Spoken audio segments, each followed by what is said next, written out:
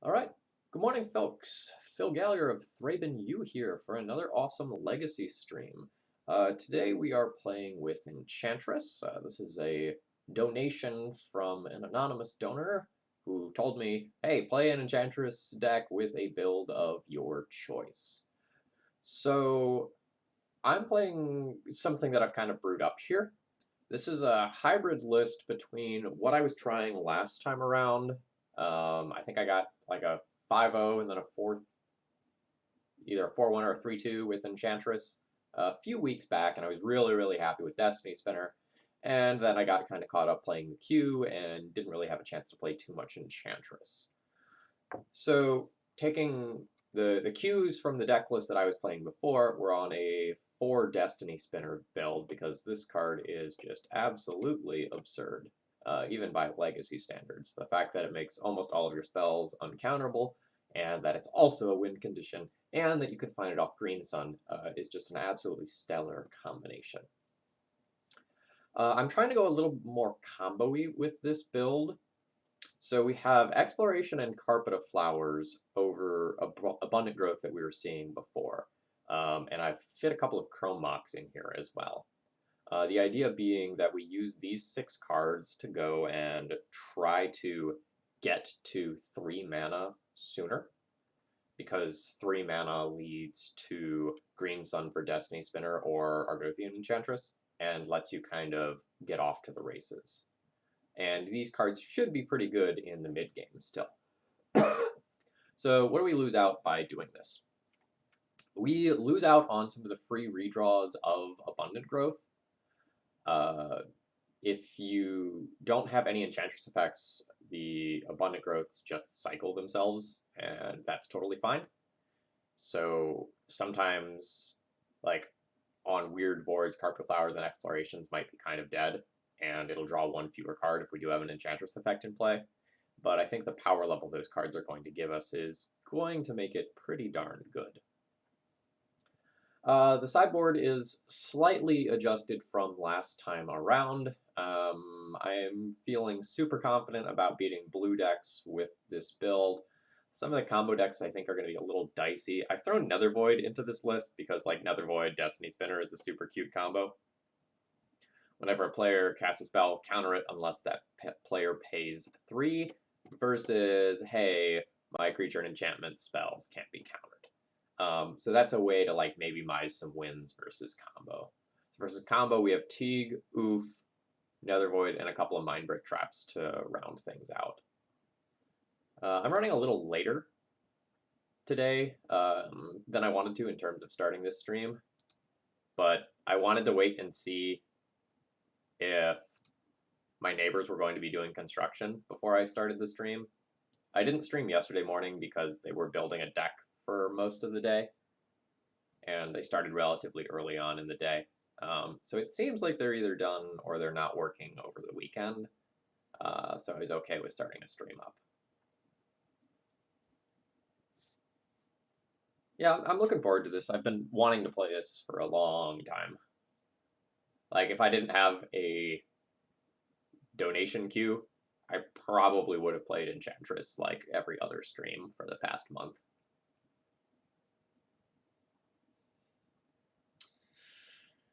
I bet a lot of people in chat built decks recently. Oh, looks like our current season is ending on the 15th. That's good to know. Hope you all are doing well this morning. Apologies for not getting the Maverick video uploaded yesterday. Since I didn't stream, I didn't like turn on my computer for most of yesterday, so I just totally spaced on it.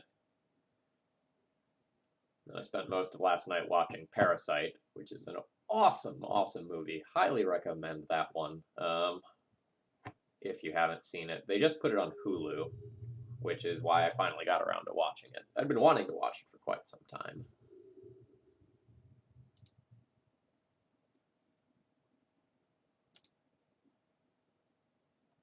Yep, so we have turn 1 Mana Accelerator, turn 2 Enchantress's Presence, turn 3 play 2 more ramp spells and draw 2 cards. Seems pretty good to me. Opponent has mulligan to 5, which makes me think combo, and we're very much not equipped to beat combo with this hand, unfortunately.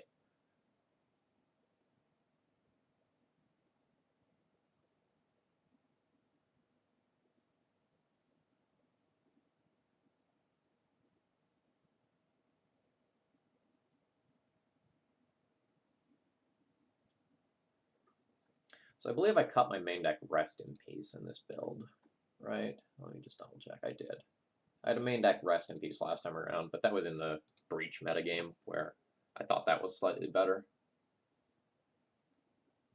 Oh no, just Snow-Covered Island? Oh wow, okay, so we're probably playing against like Blue-Red Delver.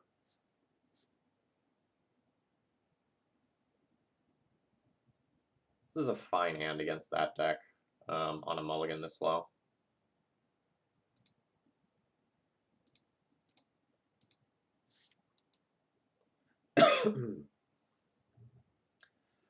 We'll have the question next turn of whether or not we are just jamming Enchantress's presence into Daze.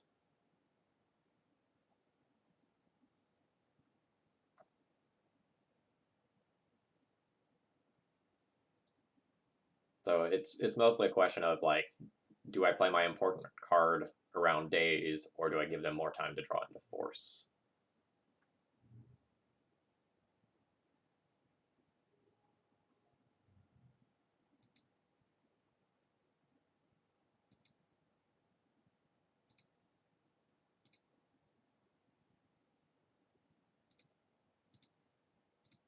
That is not a constructive comment. If you come into my channel and the first thing you do is crap on a deck list that I've built, you're not going to have a good time here. You can talk again in a couple of minutes.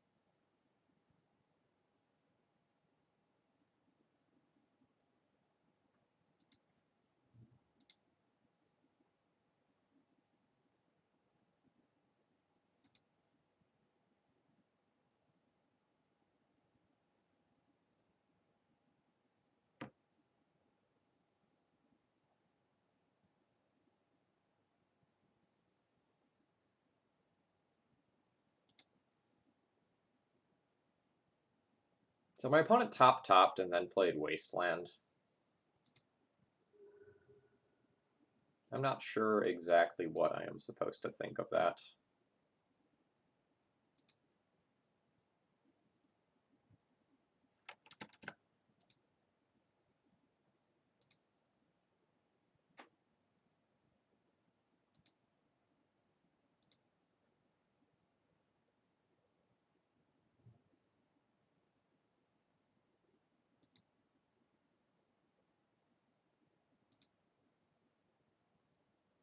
So I took a middle ground path where I played out one piece of mana ramp and then played out my sort of card that matters. Alright, punished for the line that I took.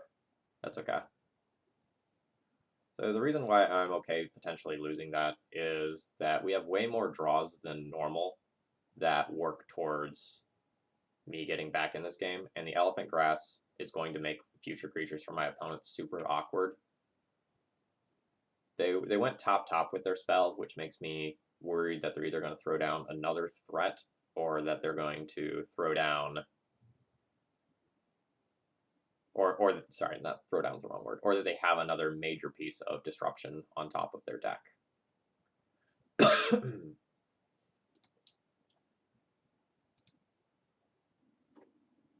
So this card is going to buy an absolutely absurd amount of time.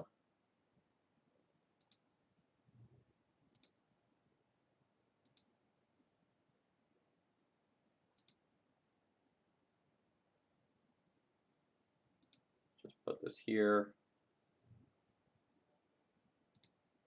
Umage, thank you very much for your support. I'm going to hold some of these effects for when I draw an Enchantress.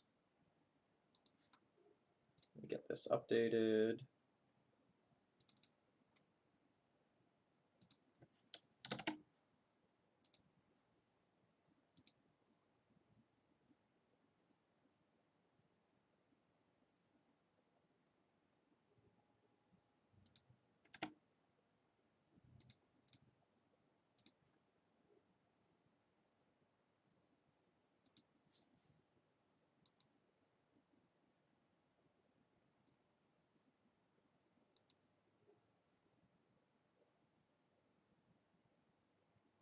So next turn I just tap Utopia Sprawl to pay for Elephant Grass. The following turn I tap this one. And then we just kind of need any relevant spell from the top of the deck.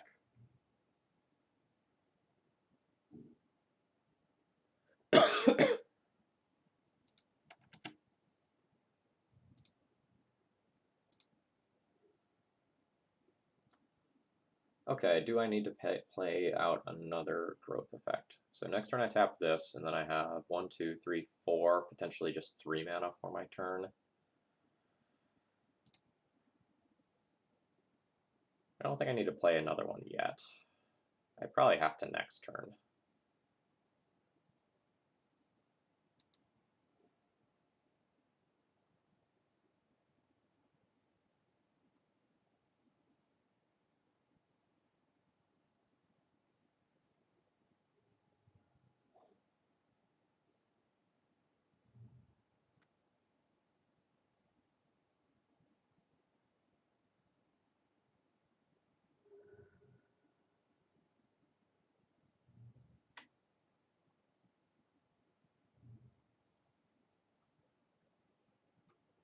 Alright, have to hit something on this draw or I die. That will not do it, so they just pay for both of their creatures, and I die here. That was kind of rough.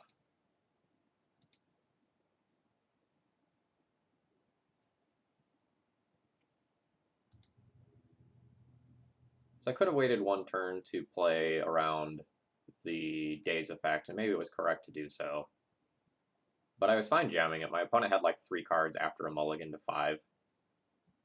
And I had so many, like, absolutely stellar top decks given that board.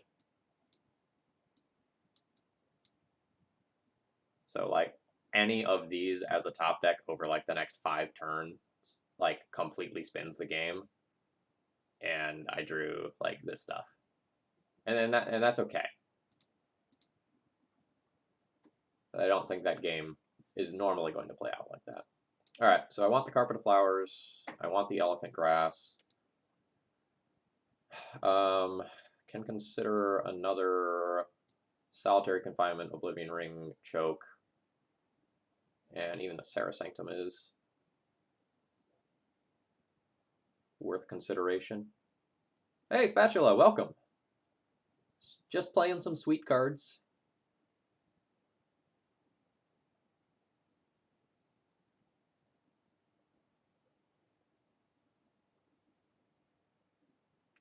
So I kind of have to decide what I want to get rid of. I think we're pretty good. We're up against Blue-Red Delver. I think we're pretty good most of the time in this matchup.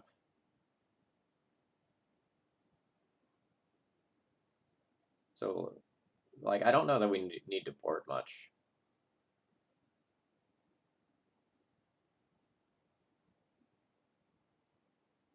So I'm thinking about keeping Destiny Spinners and playing Sterling Groves, like keeping the Sterling Groves in there as a way to protect them.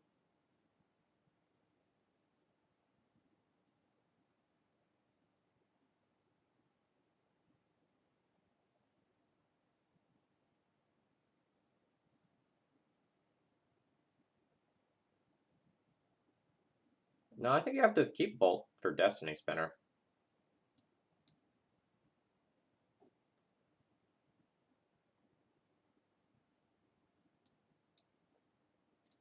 Like, maybe I trim one of these, and I don't protect them with Sterling Groves, and I just say, like, I'll find another if you bolt it, and I play Carpet, Grass, Choke. So normally one of my go-to cuts is Abundant Growth, and I don't have that to cut in this build, so I'm super unsure about my sideboarding.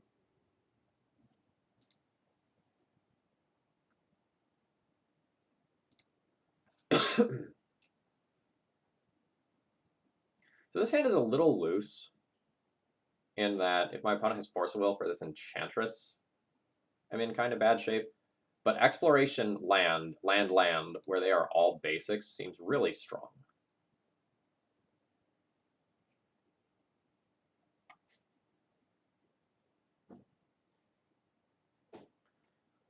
And this exploration also might be good enough to get a Force of Will from my opponent. Yeah. Making the Enchantress's presence more likely to resolve in a few turns.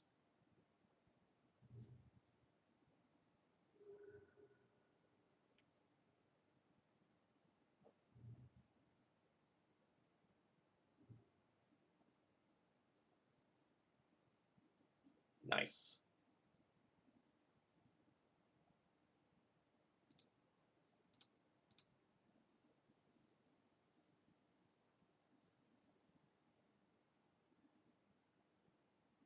So this means that next turn I can play Enchantress's Presence through at least Daze and maybe through Spell Pierce as well.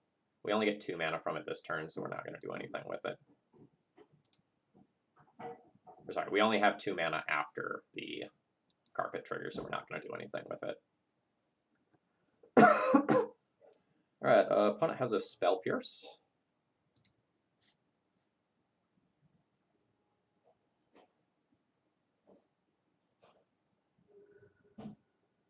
Find an island for me. Nice!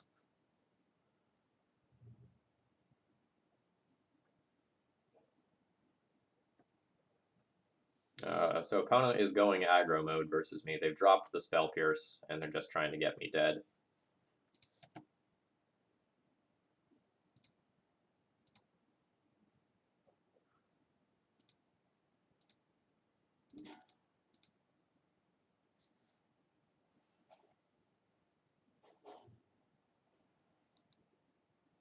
Alright, so now any enchantment off the top, and I will go ham. Opponent gets to flip this Delver and put me under a pretty... Oh no, they bottomed with the Preordain.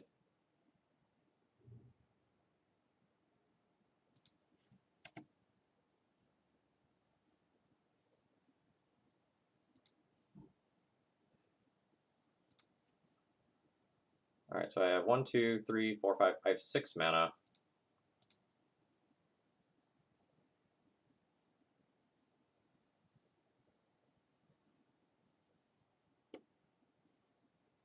I guess I just have to get a Destiny Spinner here.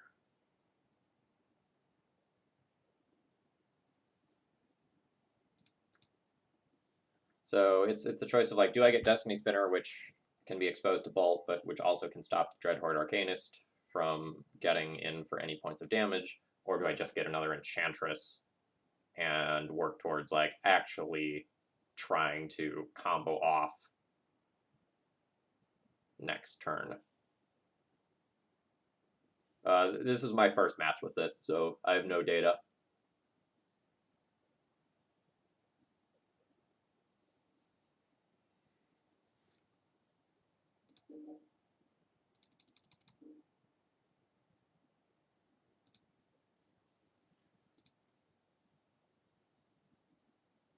I cast it for X equals 2 regardless, and I think the line that leads to me being dead the lowest percentage of the time is this one. I'm going to play out Savannah here. It exposes it to Wasteland. But I think that's kind of the least of my concerns right now. I think I just need to work towards finding Elephant Grass, Solitary Confinement, or something of that ilk.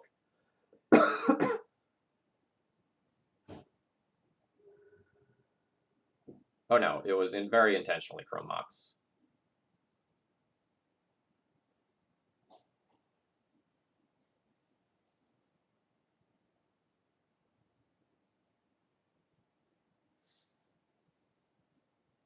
So I know opponent has a Spell Pierce.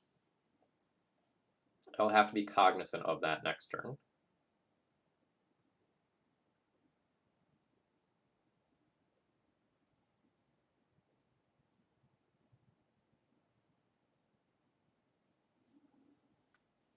That was 1 top, 1 bottom.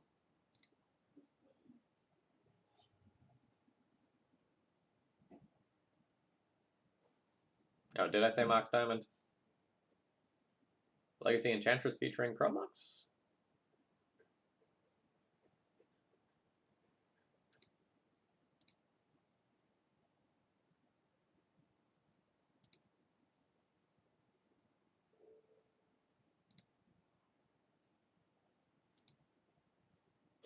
Alright, so this is just what happens this game, huh?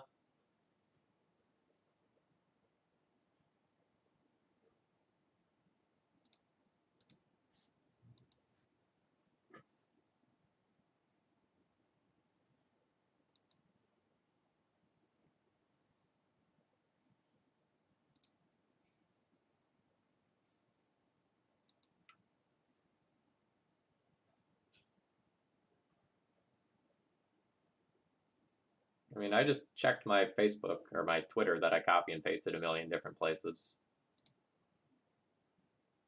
And it says Chrome Mox, so IDK.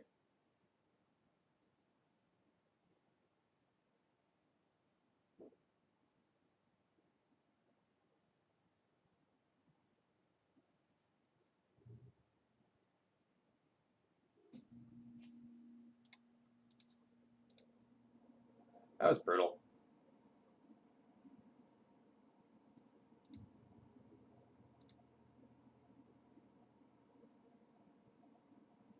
So I think I cut one land from a previous iteration for one of the Chrome Mox, and I caught abundant growths for the others.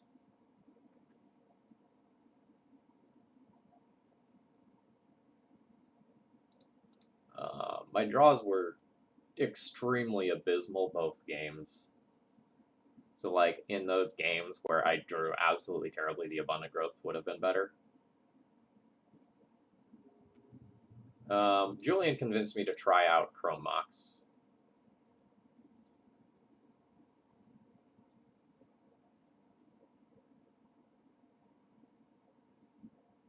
I don't have Dryad Arbor in this list, so this one's going to be a mulligan.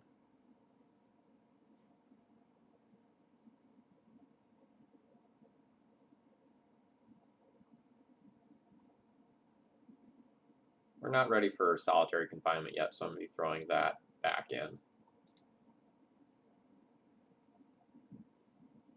Alright, a Chancellor. We're in very bad shape versus Reanimator in game 1, I think. They have a fastest hand because they've mulliganed down. There's not too much I can do.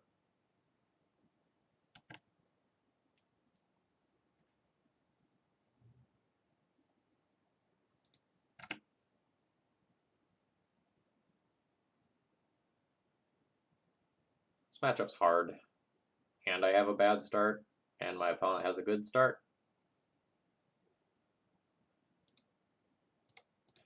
Need to just kill the beginning of game Chancellor trigger here.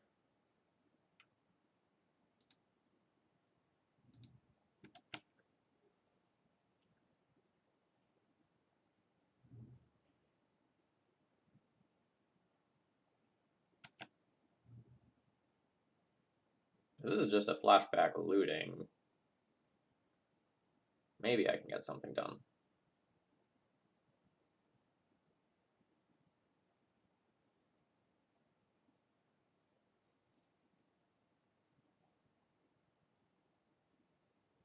I also cut my main deck Rest in Peace from my previous iteration. Somewhat common for this deck to play like a Rest in Peace, a Ground Seal or something like that, to just have a nice tutorable target for these sorts of decks in game 1, and I don't have that.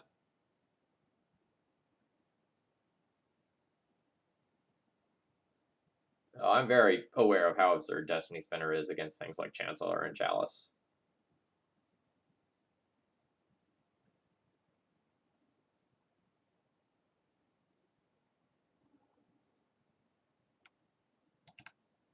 Opponent has just discarded a whole bunch of mana.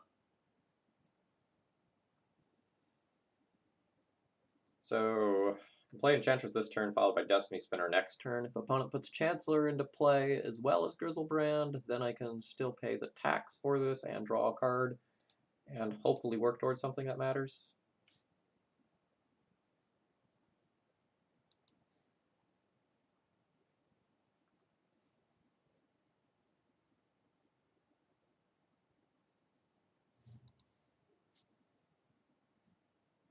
But we're definitely relying on the fail rate of my opponent's deck here.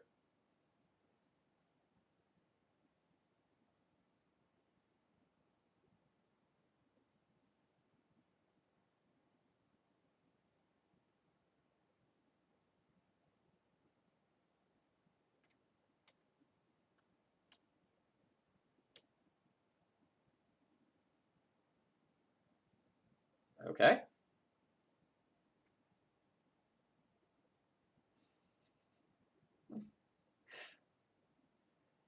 Yeah. Uh-oh. Oh. Well, that's not good for me. But this means that I get something if they exhume? But it seems like they just have reanimate now. They reanimate Grizzlebrand. They can't draw 7. So, like, I get a turn of reprieve. And, yep.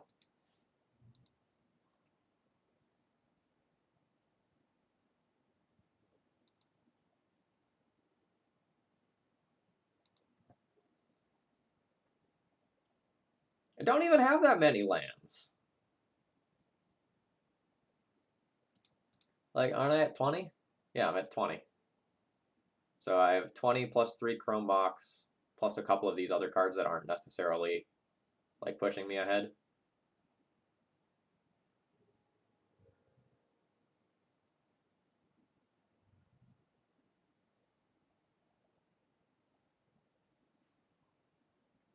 So was a power on this thing 5. So I'm technically alive for one more turn.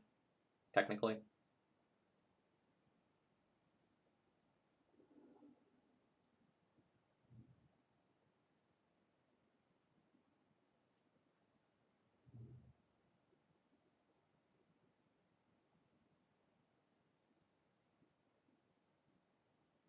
I mean, I've been testing this build for the past 20 minutes, so I have very little data. I watched Julian play a league where the Moxen were very good.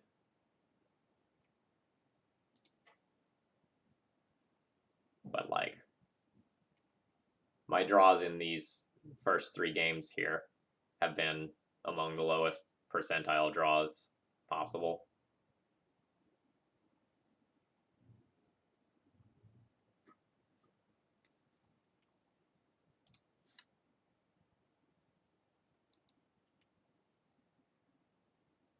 See what I mean?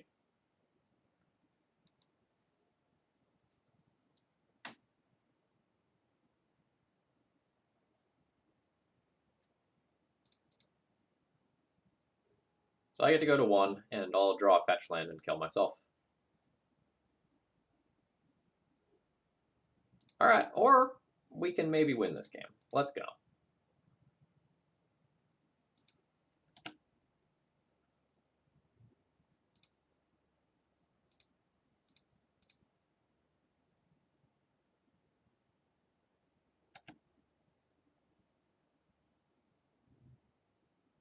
Let's take a white here. Alright. That was a Utopia Sprawl.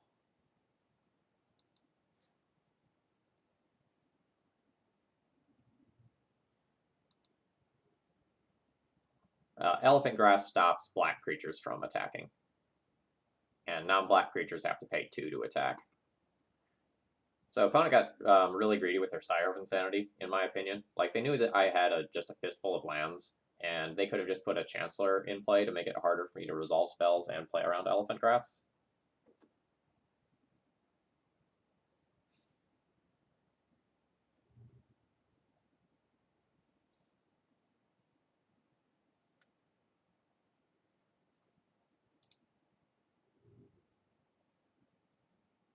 Nice Chancellor.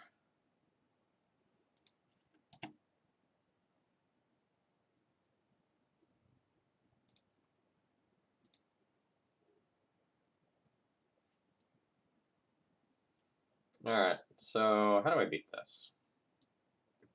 Like, opponent pays 2 and then they attack with it and I die. What do I need to play towards? Don't have a big enough creature to just, like, attack in and beat Grizzlebrand. Another Elephant Grass does not do it. It's Solitary, I guess. So, like, tap these 2.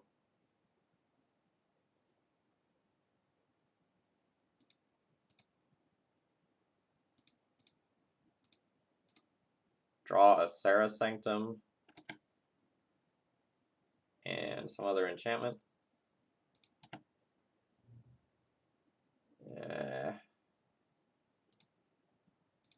Well, that's awkward. We'll keep playing spells to see if I'm dead, but we need Sarah Sanctum plus Abundant Growth here. Okay, so now I just die to that thing attacking.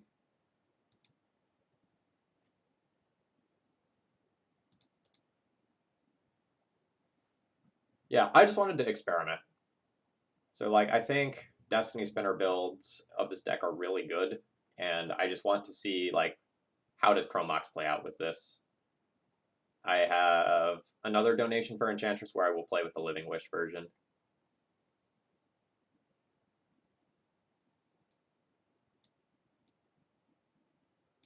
So, I definitely am not going to be playing Carpet against this deck. I want Rest in Peace, probably Oblivion Ring, I guess probably Solitary Confinement, maybe Mindbreak Trap. Mindbreak Trap is a little loose. Night of Autumn, I guess, is like technically a thing. Elfin Grass is pretty good. Nether Void is questionable, but we'll probably do it anyway. Oh, well, unquestionably, my draws have been absolutely terrible.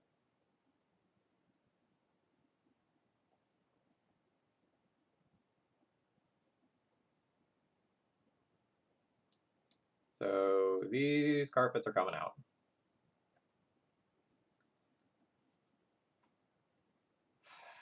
We're probably not killing our creatures with Doomwake Giant most of the time.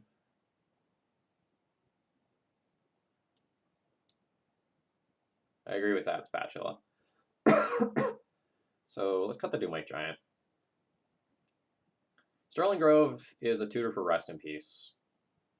So I probably need to keep that, despite the fact that it's like really slow in a lot of other scenarios. I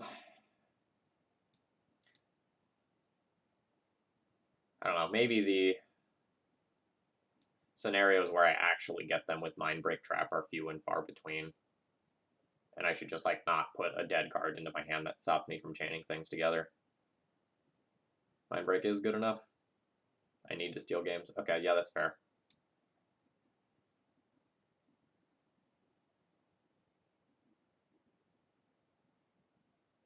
Mox making me faster definitely matters. I think the exploration is a little less good here.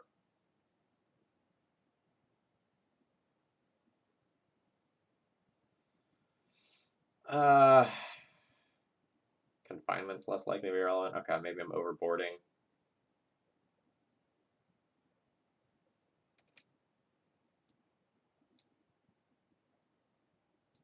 I don't know what I'm supposed to board out, and I have 11 seconds left, so I'm going to get rid of the Mindbreak Traps when I'm on the play. Oh yeah, we should have boarded out lands. That's all I draw.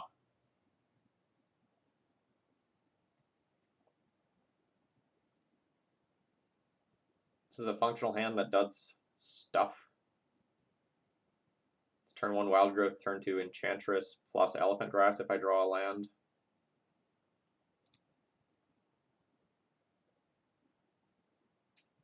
I think there are very few, like, truly good hands with this deck. I can maybe do better than this. But, like, double Elephant Grass so that they're redundant to a Thoughtseize seems pretty good. And if I draw a land and they Thoughtseize this, like, I have another one on queue.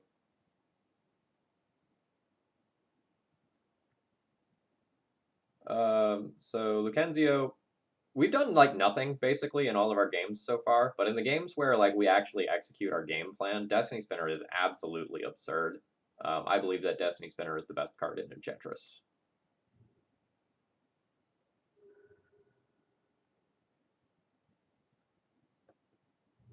Like, that card was so incredibly absurd in the leagues that I've played previously.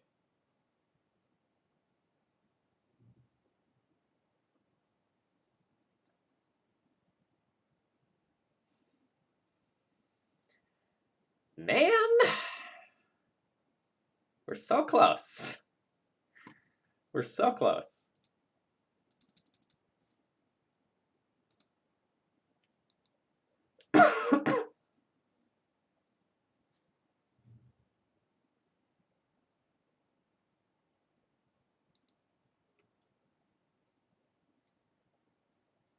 We probably pretty easily beat a Chancellor if it hits play this turn.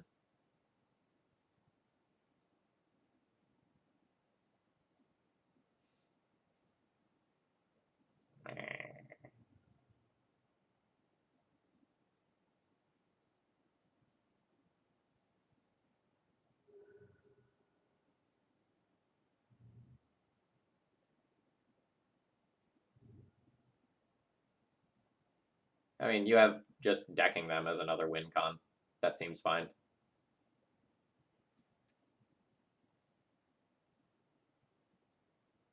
Or just hit them with Doomlake Giant 4 or 5 times. That works too.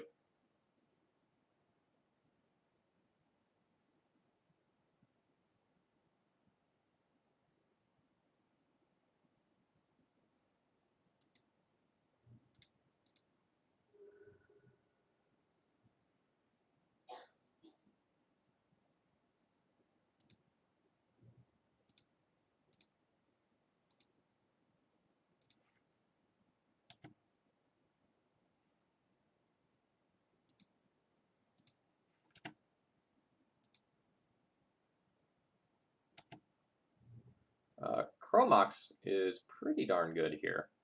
It just helps us like sneak a little more mana into play to help deal with this until I can Green Sun for the Destiny Spinner next turn.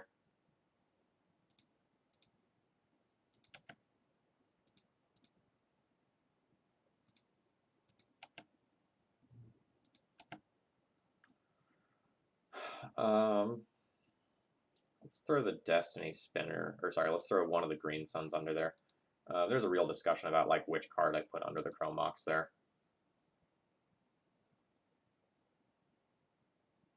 Because like I have to be thinking about another discard spell, and like a discard spell being able to take Green Sun versus a discard spell being able to take the second Elephant of Grass, like both are harmful.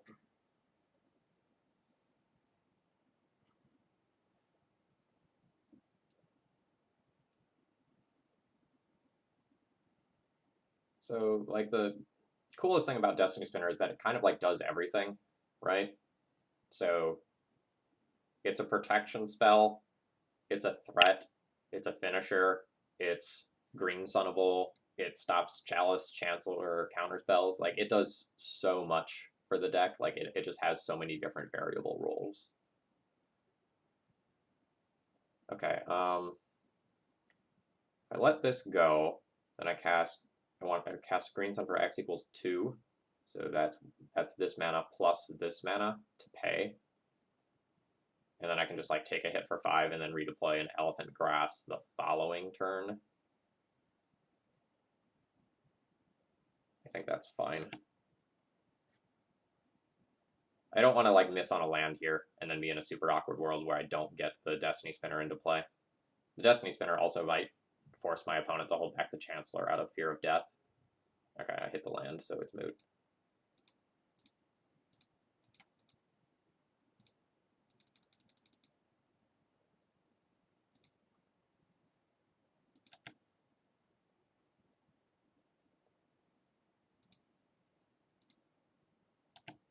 So like now we're gonna see Destiny Spinner just like run train on this game. So we get a Destiny Spinner, and now our enchantment spells can't be countered. So now we cast an Elephant Grass.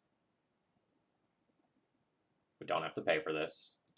So far, Destiny Spinner has netted us 1 mana and kept one of our spells from being countered.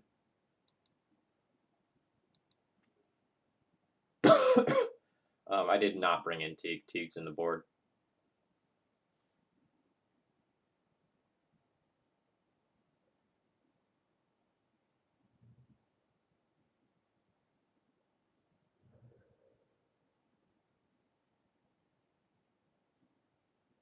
Yeah, that kind of sucks.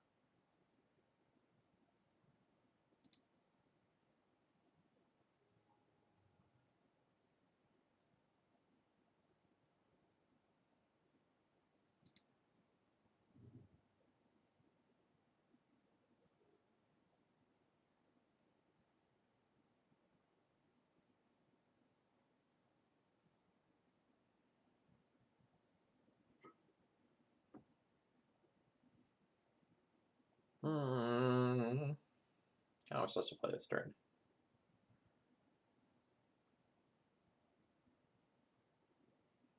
So since I got Reverent Silence, I don't have a lot of enchantments into play to make this Destiny Spinner like really represent lethal next turn. If my opponent plays carefully, I don't know that I can actually win.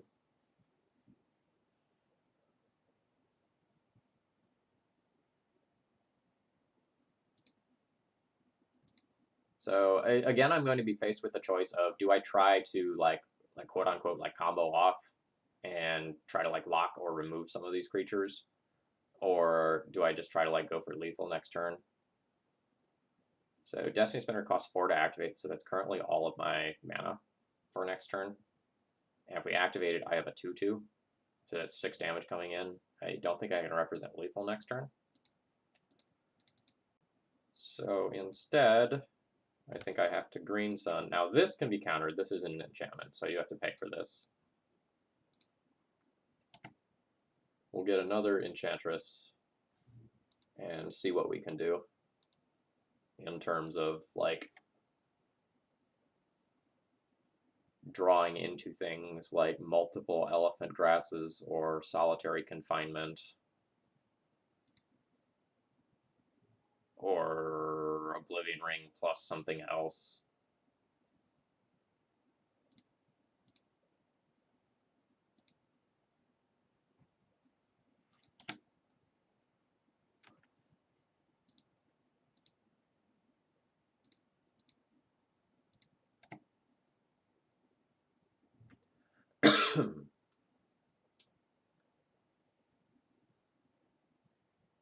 So I probably want to tap this one now, take my bonus mana, and start stacking this up on a new land.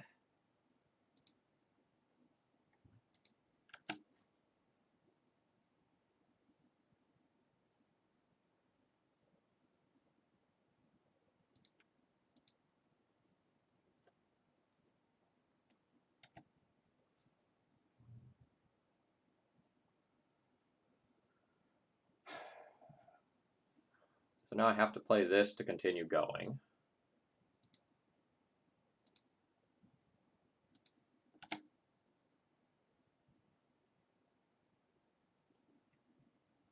And our opponent didn't draw 7 more cards with Grizzlebrand, so I think our lines involving like Sarah Sanctum and Kill Them are probably off.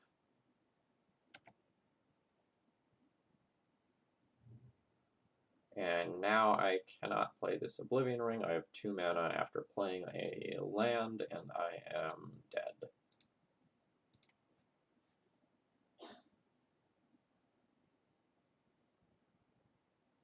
Rough. Not how we wanted to start off this stream, but that's okay.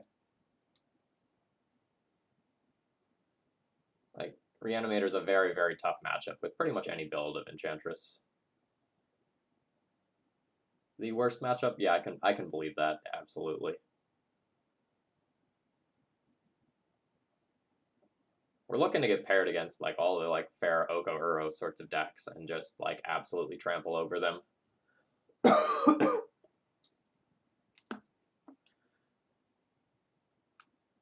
And I feel like we're favored against Delver. Like that's my experience from like past versions of Enchantress anyway.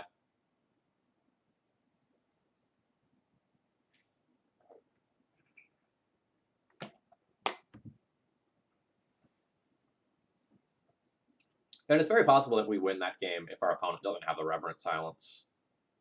Like, the Reverent Silence just allowed them to go and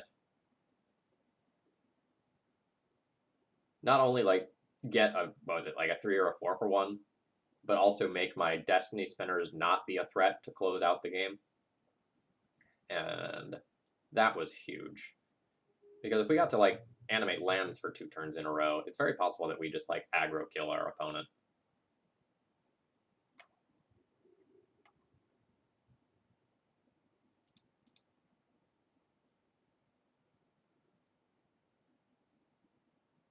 Turn 1, Utopia Sprawl. Turn 2, either Green Sun or Destiny Spinner. This is fine.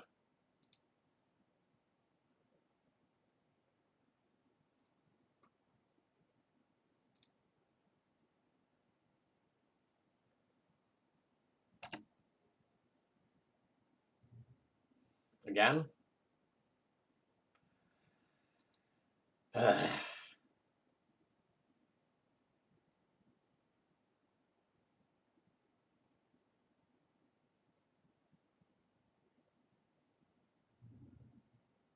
Oh, they took Destiny Spinner. We might just be playing against a fair control deck.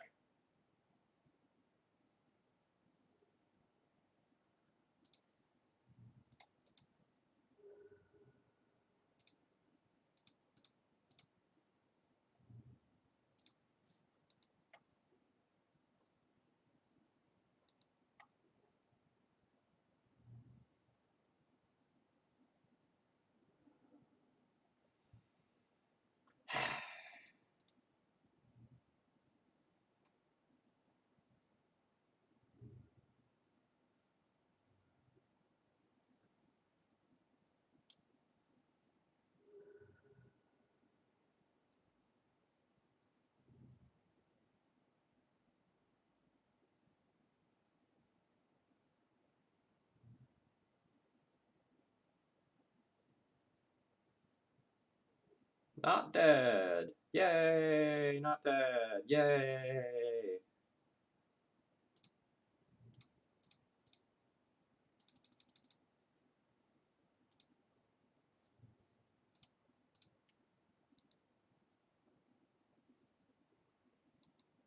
There's definite awkwardness here in that like our opponent very likely has something like an Exhume to get back Chancellor, like Exhume or even a Leshnorn to like stop my other dudes from hitting play.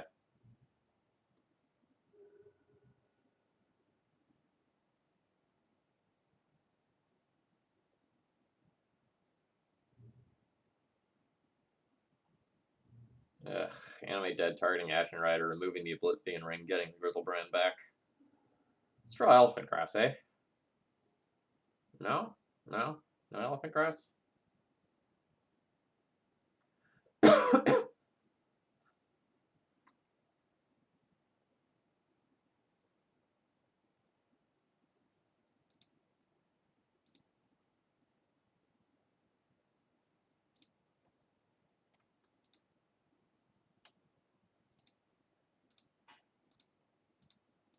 So I get to float a green like this.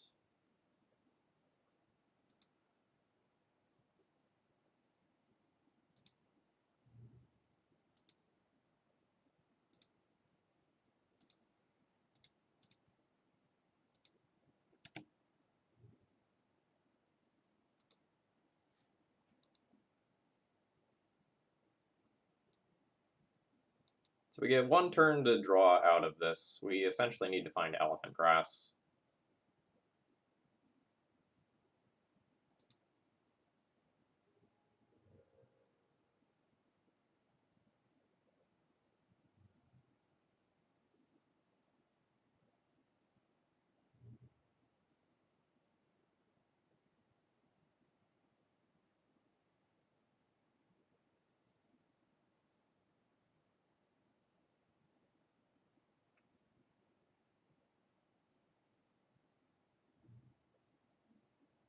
Oh, great, there's more.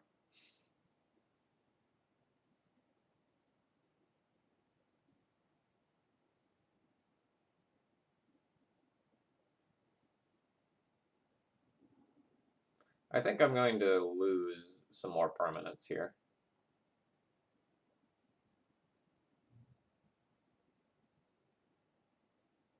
Alright, alright. They're going to Cabal Therapy, remove one of my forests, which is why I split where my Utopia Sprawls were.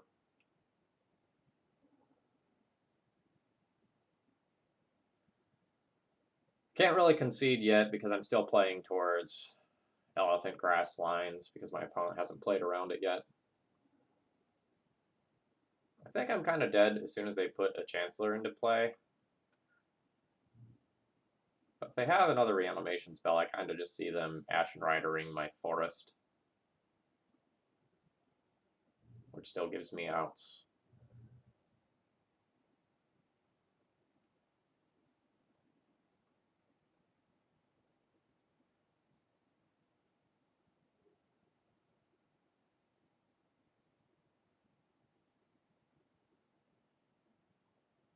So I can Sterling Grove for something and then not draw it. And I'm dead to the Grizzlebrand in the air if I chump block Elishnorn. That's unfortunate.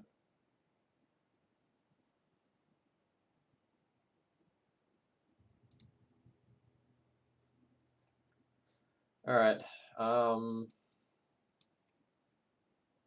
Oblivion Ring, rest in peace. We learned last time that we should probably awkwardly bring in the Gaddock for Reverent Silence if we kind of get our own thing going. Probably play Nether Voids. Not sure about the Mindbreak traps. I think I want them on the draw, but not on the play.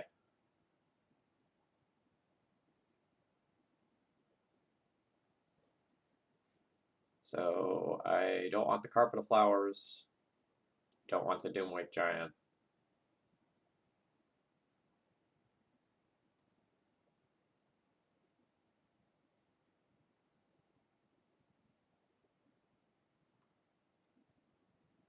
I don't know that the Teague's actually all that good. Like, it obviously stops us from getting Reverent silenced, but we have to make it to the point where we've like stopped them from going off and then have the luxury of playing Teague as well. So like it's sort of a late game stabilization card, but it doesn't actually like win us the game or anything.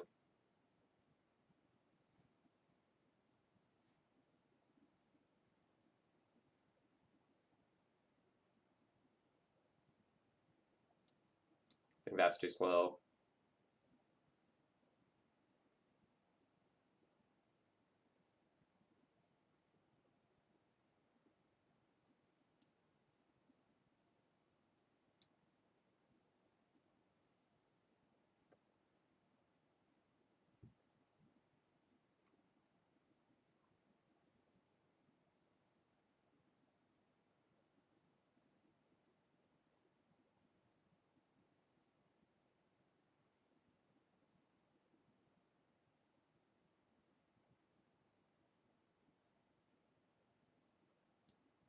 Sure, let's trim a couple mana sources and bring in the traps.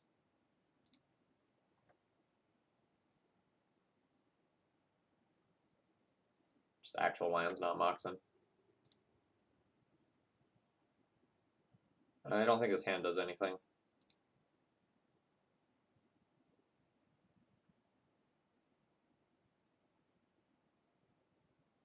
There's another grass in the sideboard, which I hope I brought in. Nope.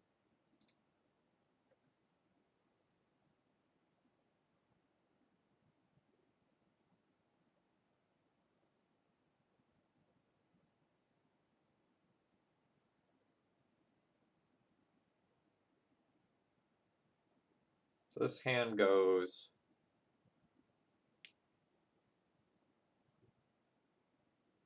turn 1 Utopia Sprawl, naming white.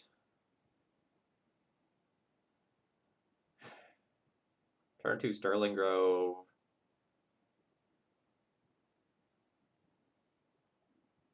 Crack it, put Rest in Peace on top.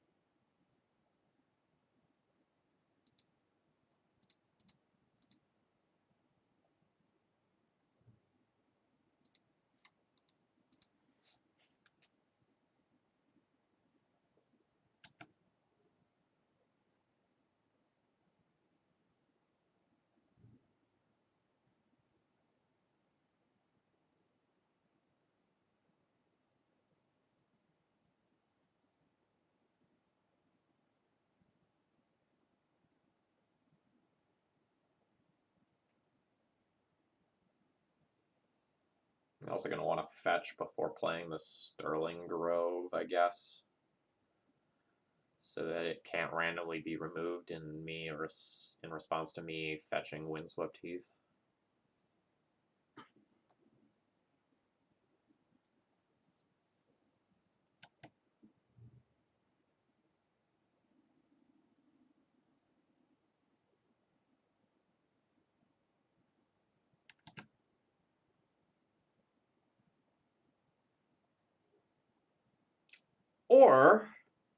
Or that can just happen.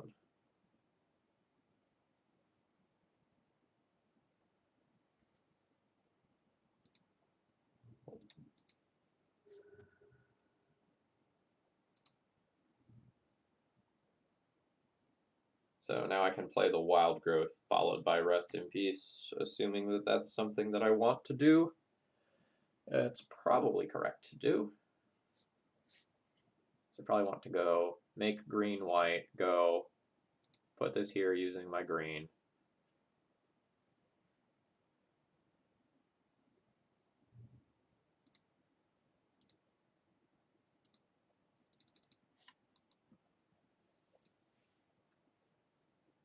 So this gives me one more mana, and while it doesn't like do a super ton this turn, building my enchantment count for like Destiny Spinner and Sarah's Sanctum definitely matters.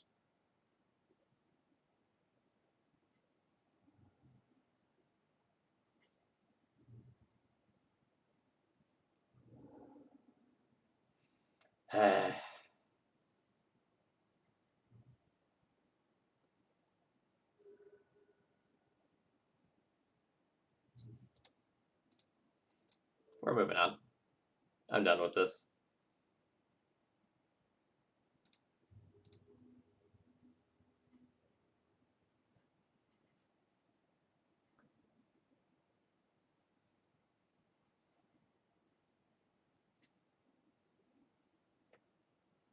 I would really like to play some real games of Magic to gather data about like this build that I've put together, and I am just getting zero data.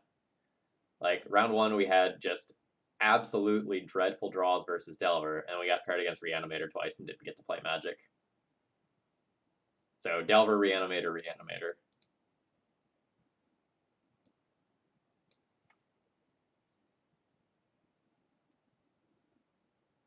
I don't know, maybe there's just too much combo online in response to people trying to go under all of the Oko BS that, like, Enchantress has waned.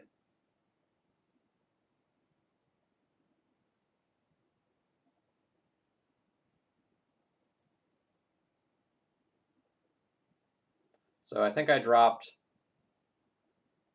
So in this build, these are the non-traditional cards that I'm trying out. And I think I've dropped 1 land, 4 Abundant Growth, 1 Rest in Peace from my main deck that I was playing previously to try this out.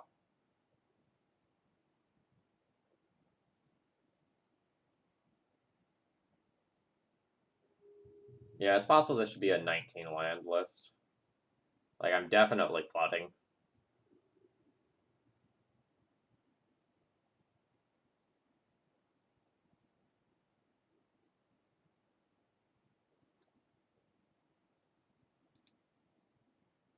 This is a fine hand.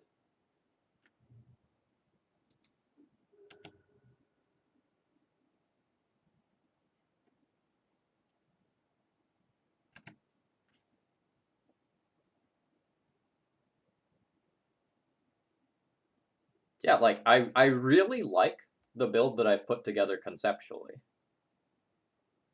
Like, I think I'm doing cool things with it that are worth experimenting with. And I need data.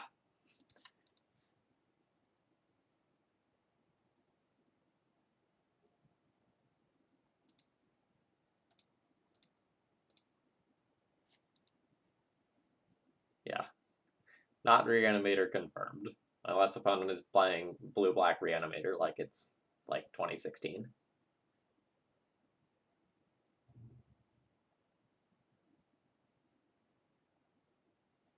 We've got Banishing Light for if they're show and tell, so that's super cool. Sword Equip, thank you very much for your continued support, friend.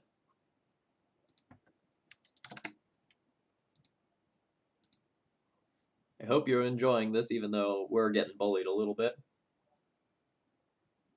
And Thos Munker, thank you very much as well, friend. Enjoy your emotes. Speaking of which, I need to talk to my artist and see if she finished my Chalice emote yet.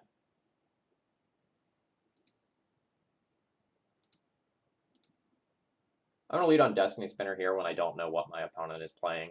It'll make my Utopia Sprawl uncounterable, or otherwise, like, potentially force out a counterspell here.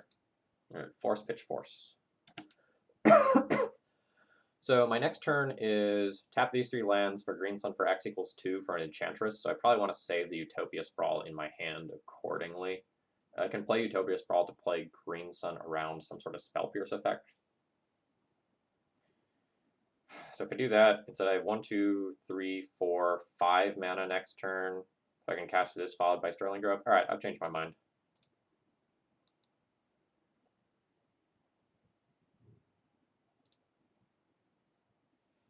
At 5 mana, I get to play Green Sun around Pierce, which is maybe a big deal.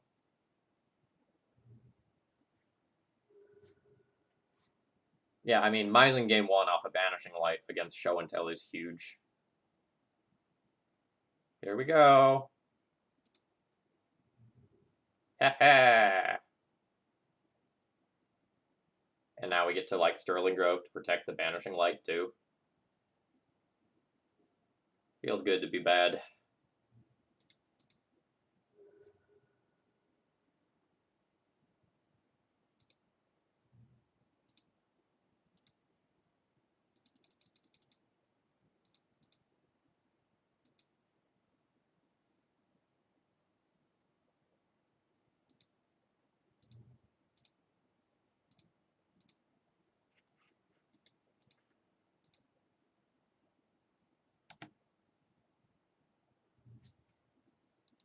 Destiny Spinner is a pretty hot draw there. Like, that's going to draw 2 and threaten to close this game very quickly.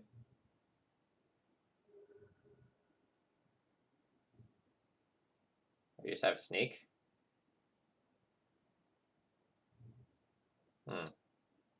Well then.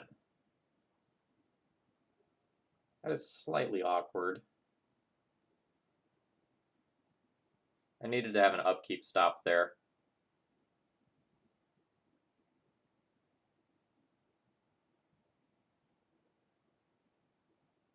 I still get to do it, right? So pay 1, crack, put something on top, cast Destiny Spinner. I just need to Verdant crack first. I lost the ability to play towards some of the cool Serra Sanctum lines by not having a stop set.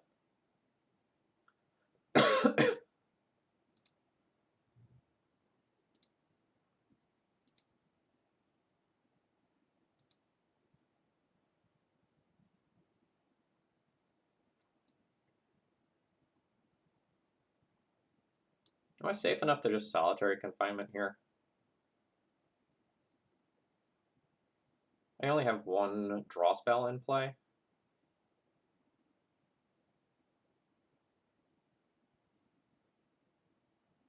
I don't think I am.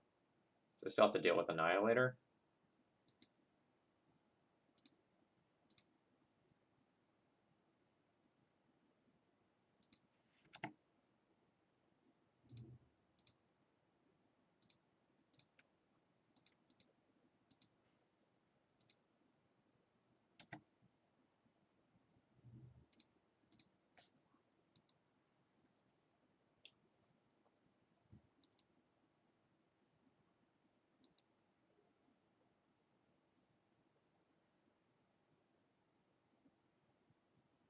So, all right.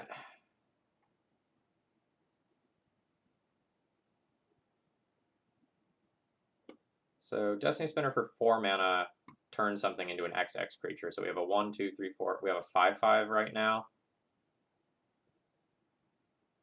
So I can attack for 7 followed by attacking by 7. That is not lethal. So I want to play out more cards this turn and try to finish next turn.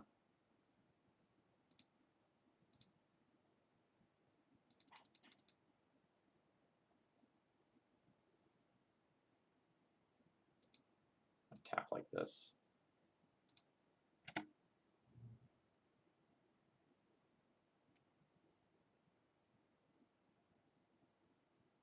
I draw Serra's Sanctum. I don't want to play this first.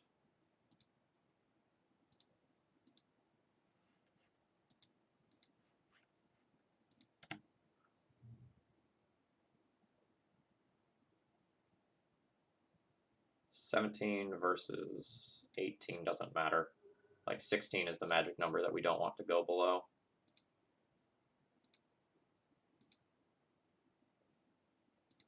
Oh, hello. Carpet is super interesting.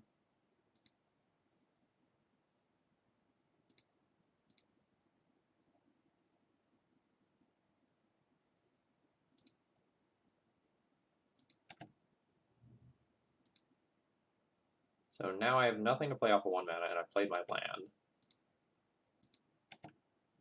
So we attack with a spinner.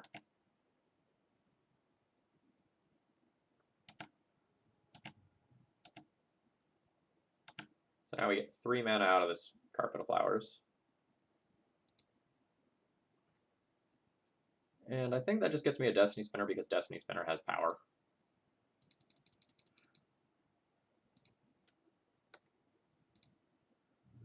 We should very easily have lethal next turn. We play around an Emrakul attack already. They have Emrakul plus Grizzlebrand, or Grizzlebrand draw 7 into Emrakul, or some combination thereof, I die.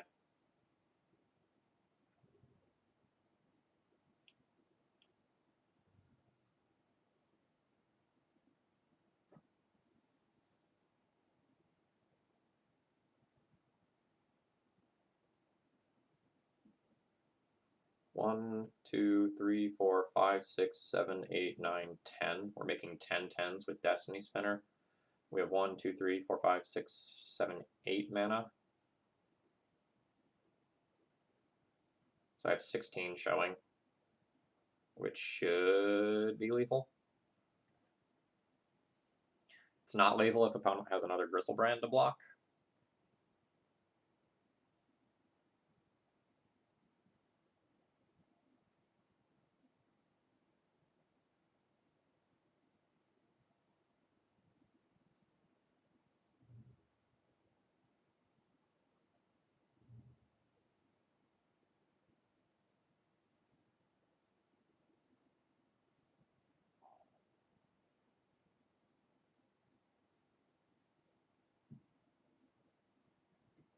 The Grizzlebrand itself isn't that scary.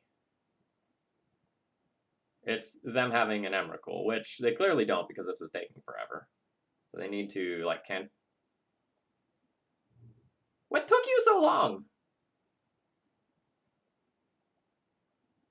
That adds up to more than my life total, and these things don't have reach.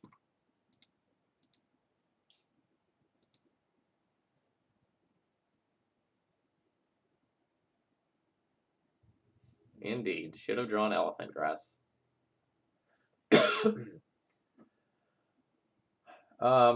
So we killed 2 enablers and still didn't take game 1, which is like super unfortunate. So I'll want Oblivion Ring for obvious reasons.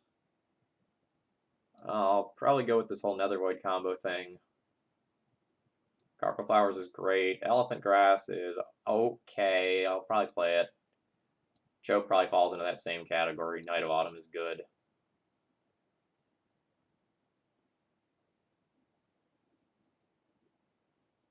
Yeah, this might be a board-in Serra Sanctum matchup as well.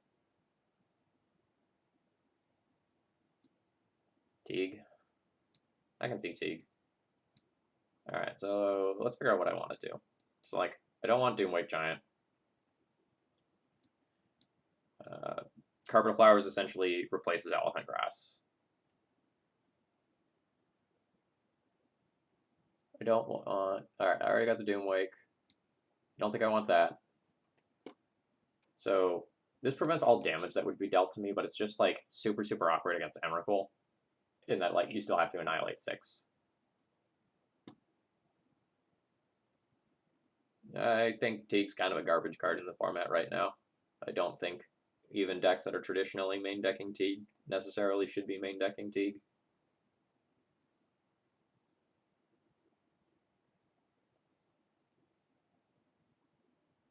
I don't know how many Elephant Grass I'm supposed to play.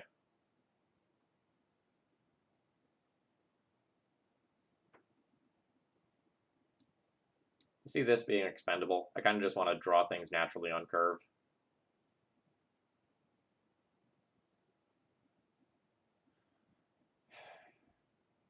I don't know how much I need to protect my stuff via Sterling Grove, but it's a nice tutor for Banishing Light and O-Ring, and I guess Nether Void at this point. I'm probably going to trim one of these. Maybe most of the times where I make it to the mid-game, I don't necessarily need the Serra Sanctum. It's just so nice as a finisher.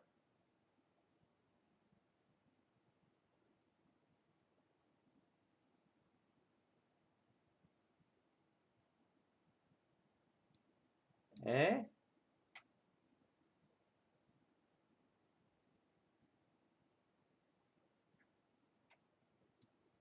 Eh?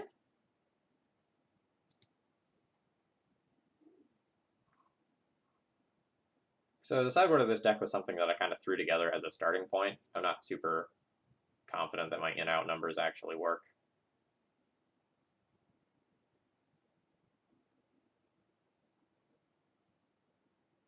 I will be keeping this and figuring out what I'm going to do with it.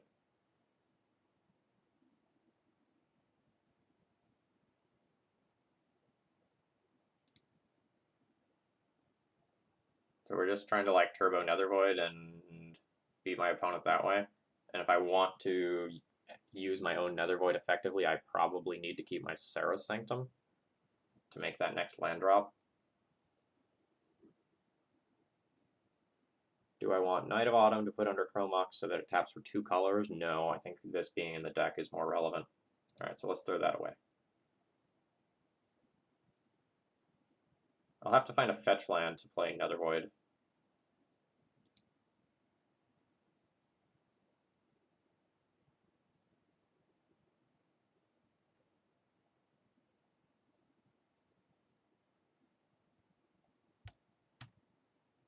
So it's possible that I'm supposed to keep the Knight of Autumn in hand, but I see myself vomiting my current resources to try and get this into play and cheese a win with it.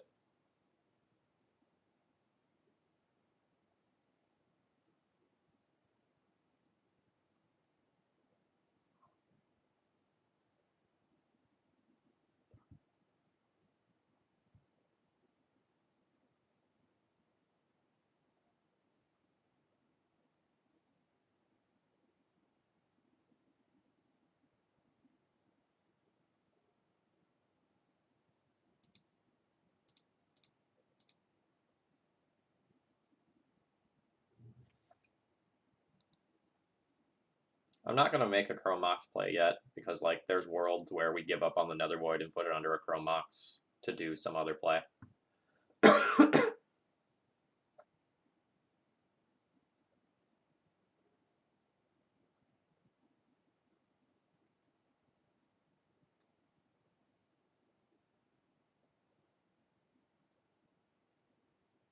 So I'm green sunning this turn. The question is for what?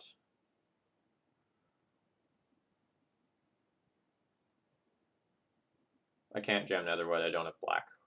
I need to draw a fetch land. I think I'm getting Spinner to make Nether Void uncounterable.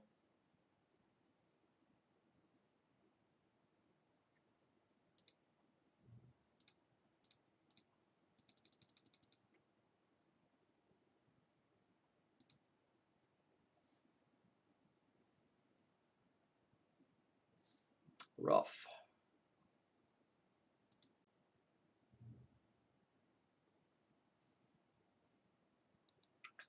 And it's possible that, like, without the Abundant Growths as a mana fixer, that my Nether Void sideboard plan is a little bit worse than I want it to be.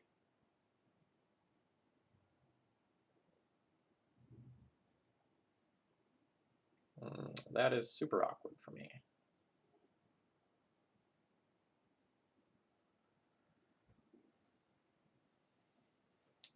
Now we're just dead again? Like, not technically, but effectively.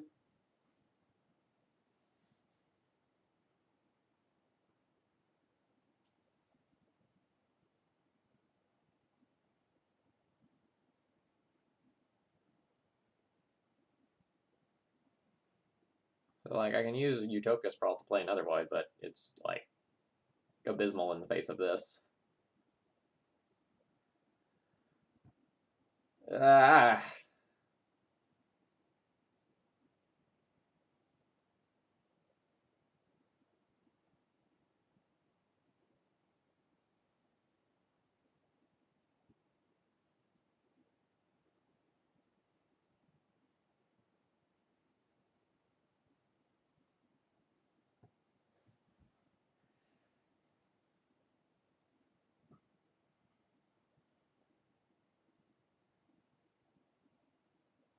Play Chromox, put Elephant Grass under it. I have 1, 2, 3, 4 mana.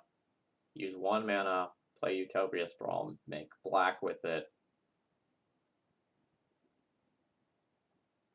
Cast Nethervoid. I'm trying to figure out what world do I win this game. And it might just be the world where they don't have a dude. And they need to cantrip into that dude. Otherwise, I'm hoping they have Grizzlebrand and trying to play around it with Elephant Grass.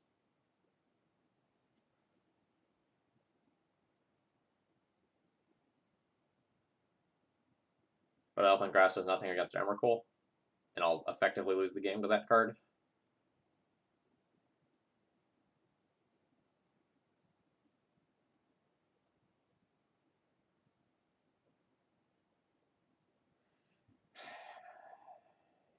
YOLO.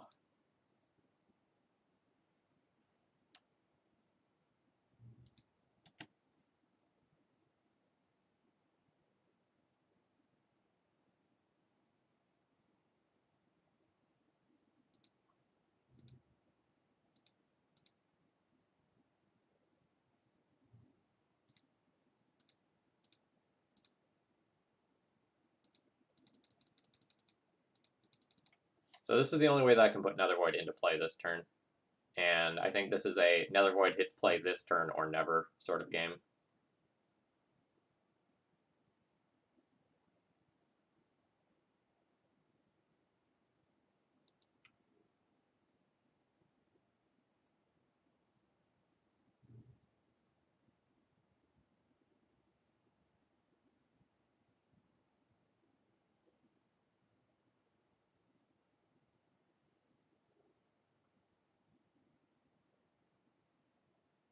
Alright, so we have 1, 2, 3, 4, 5 mana, so we can like definitely pay for Nethervoid.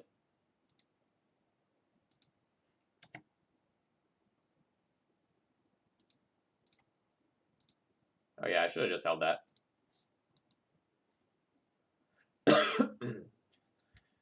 I was very specifically thinking about like my mana for Nethervoid.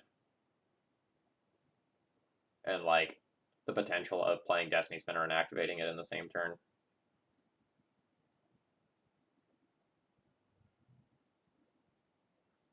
Alright, do you have it? I have it. So this is one of those things we probably effectively die to.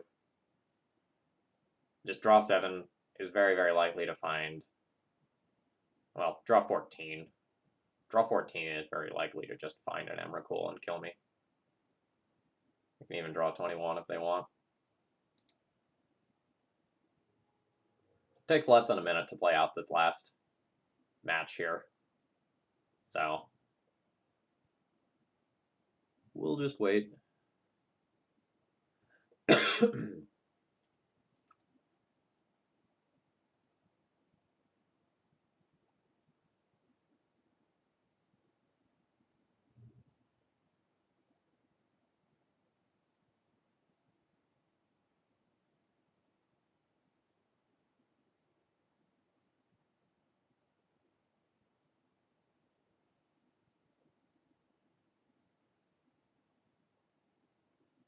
So we're not beating an Emrakul here. We're still not dead to a Grizzlebrand, technically. But opponent stopped drawing, so, like, they have probably found either a Grizzlebrand or an Emrakul. We won't play that.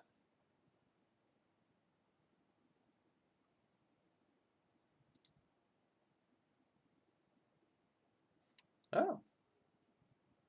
Cool. Why did you stop drawing, though? Like, it seems like just getting me dead is totally fine.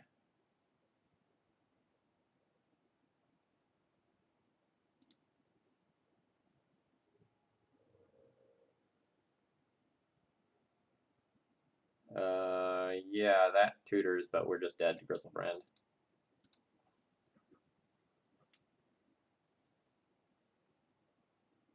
Alright, I don't even know if we're gonna, like, put up a single match. Sorry, a single game win today. This has been brutal.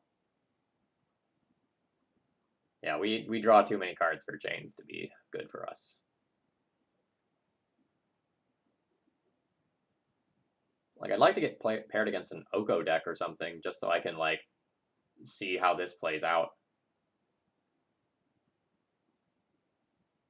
So I've essentially just done nothing in every game that I've played so far. Like, I had one game where I got, like, Destiny Spinner on board and started drawing a bunch of cards, and then I just died anyway.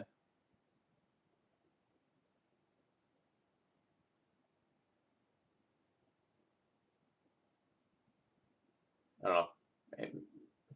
Maybe my sideboard or some of my main deck needs to be a little more catered towards combo. Like, with these flex, I don't know, like, Mox in some ways is good against combo, right? You're accelerating towards, like, doing your primary game plan faster.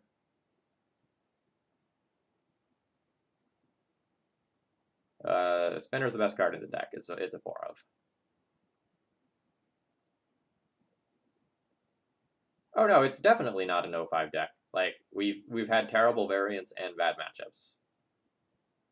I'll be running Enchantress back again in a couple of days. Like, it's in the queue again. Someone donated for a Live Wish version. And I might just, like, run this list back myself. I'm not... Or, like, with some small changes.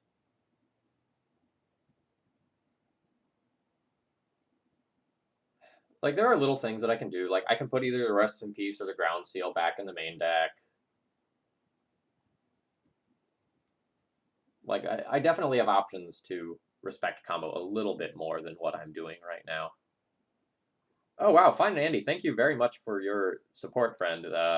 As always, a patron of the channel.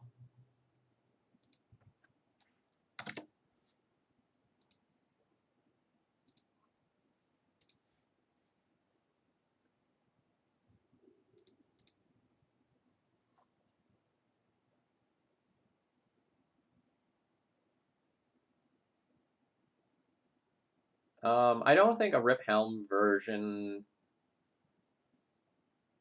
is good, because the Helm isn't uncounterable with Destiny Spinner. Good luck, have fun. You too.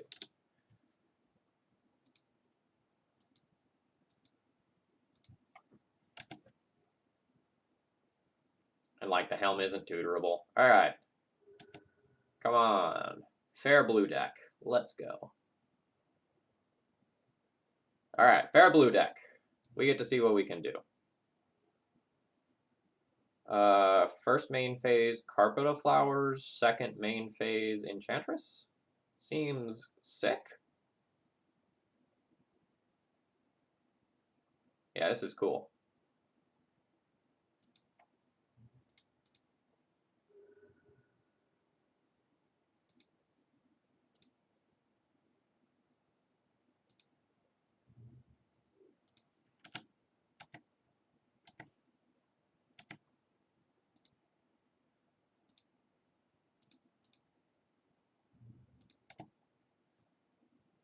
I think I'm going to throw back the library.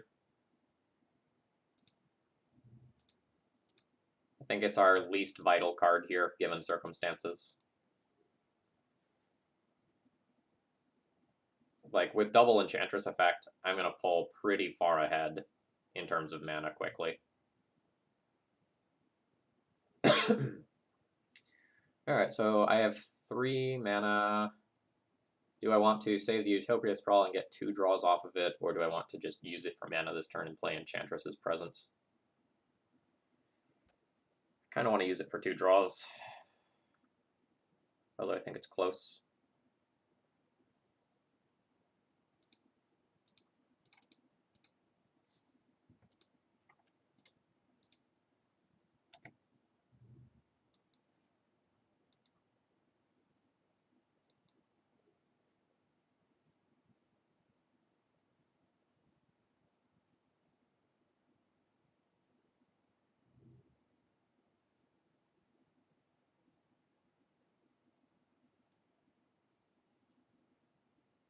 So this is now one of those scenarios where I don't super think that I can lose easily against sort of like a fair controlling deck in game 1 scenarios.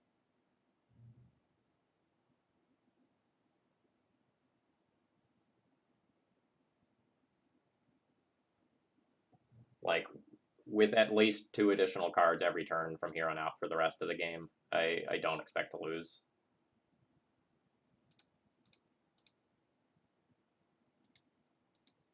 And now our things are uncounterable to boot.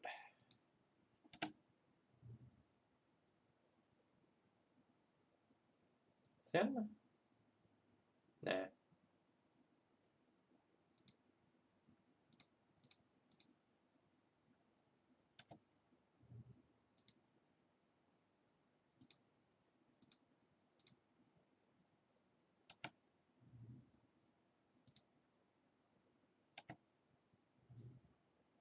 Seems good.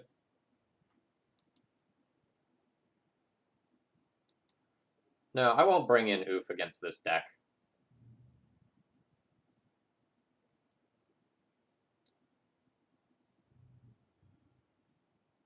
So you can Elk my Destiny Spinner to turn your counterspells back on, but you don't have a counterspell because you didn't Elk this last turn.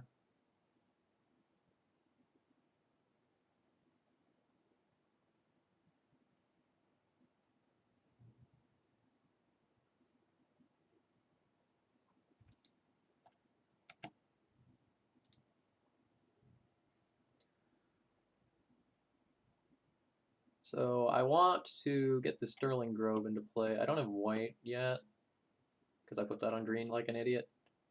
That's not true. I had reasons for putting that on green. It just means that I need to play something white this turn with Sterling Grove.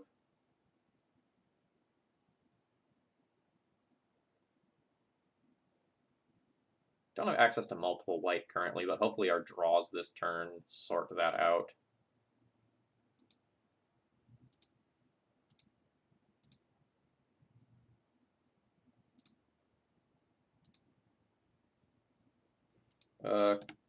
Chromox kind of does that.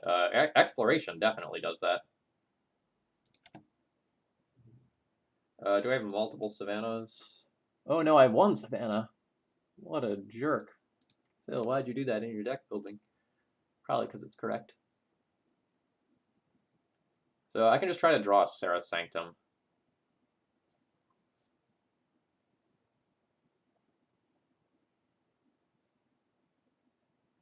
I can also Sterling Grove for something random.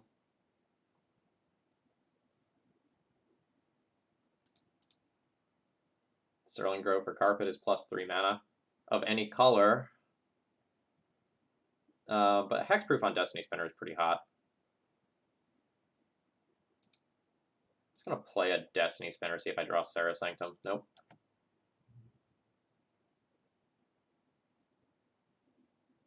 Meh.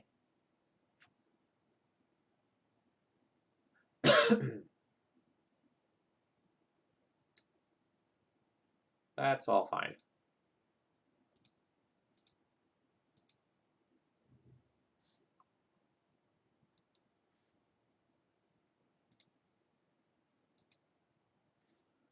We're just going to kill our opponent, I think.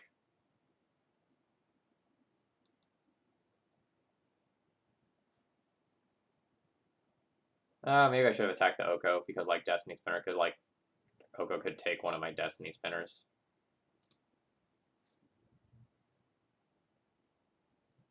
I don't know, like, with the Banishing Light in hand, which is a draw 4, I think we're good. Oko gave me a 3/3. Alright. I was not playing around that.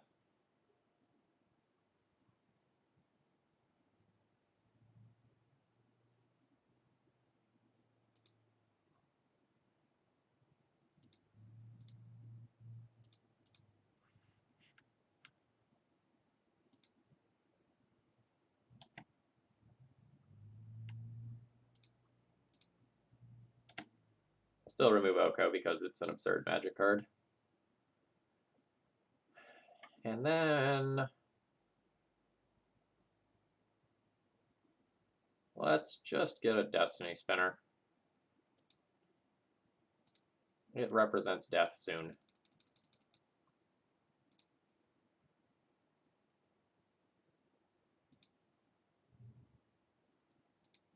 Dead of Winter's sweet.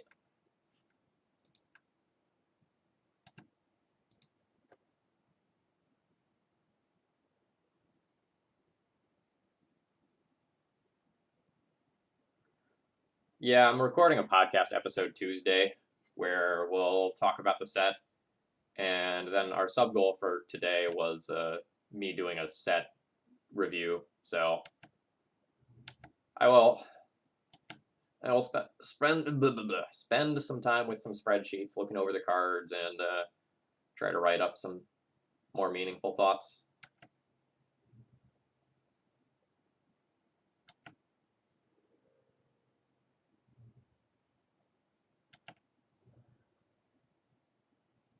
Opponent's at 18. I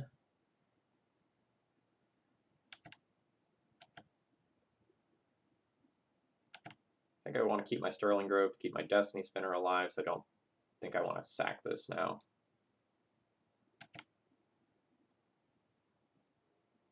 Alright, that's good draw. Good draw. Let's try to go ham.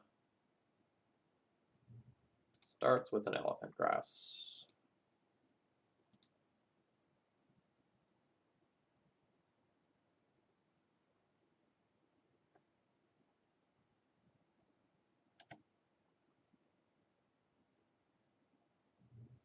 I don't know that I want to start sending in lands until my opponent's just dead.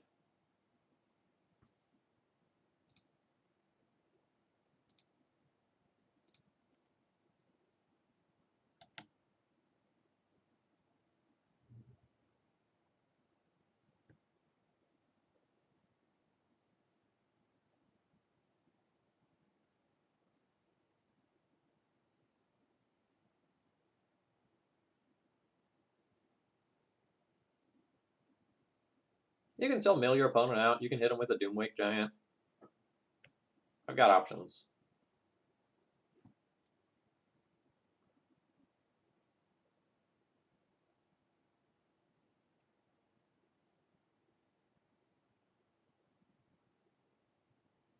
So next turn, I can probably present lethal via lands. Let's get a little more power into play here. Well, Solitary Confinement stops me from drawing cards. So I just stop drawing cards and let my opponent deck themselves. Or I just cast Green Sun over and over again.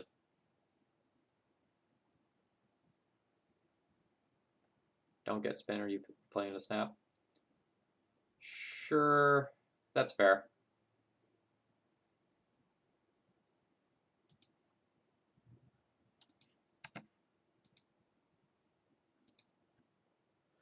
I'm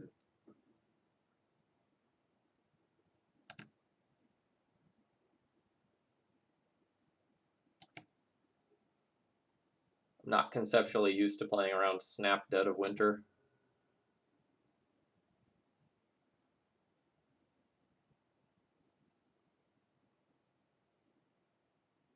This is just going to be an Uro flashback. Good morning.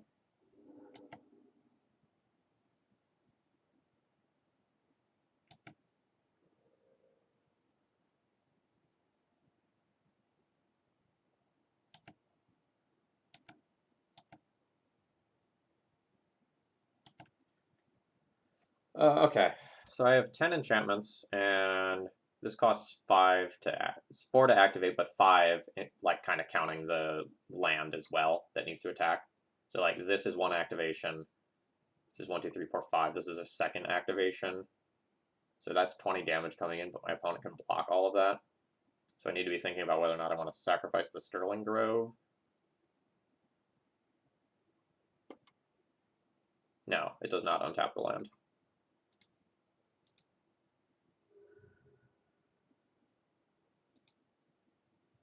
Because I can sacrifice the Sterling Grove, guarantee that I draw an enchantment, and go from there. But it's super awkward if both Destiny Spinners get removed by, like, Fatal Push or Prop Decay or something. So I don't think I'm going to go for that.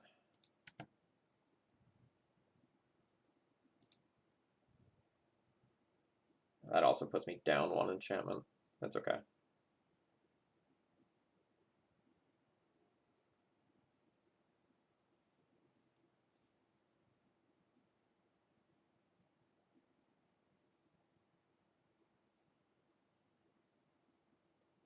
Feels kind of like we just send them.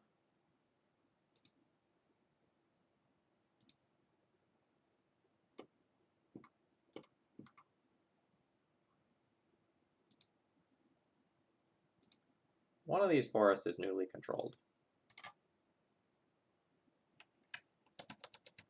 And I can't tell which one.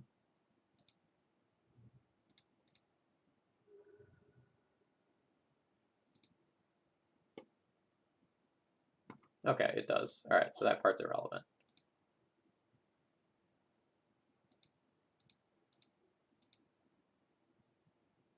I hate how these lands move back and forth as you activate things. We're gonna like pre-tap for this, I guess.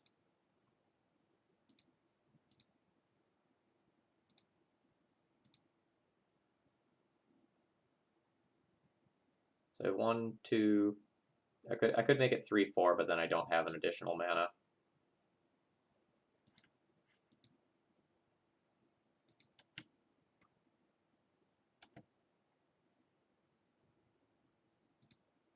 Attack with that, attack with that. I don't think I want to send the Destiny Spinners in while Uro is still around.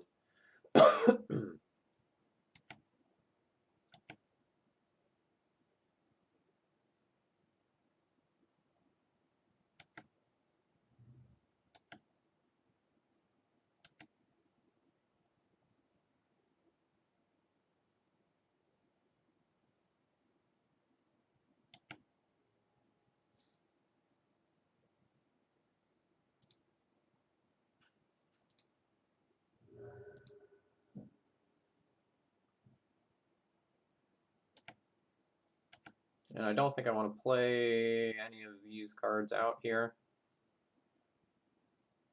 I think I will just be saving those for in case things go wrong. And next turn I can potentially make another creature and swing in with 3 of them.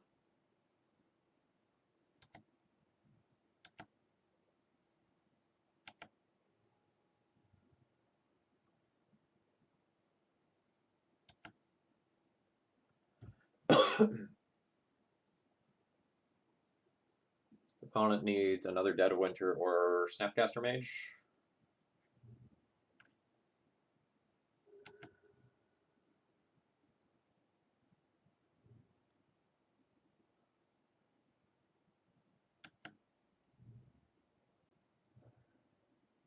Okay.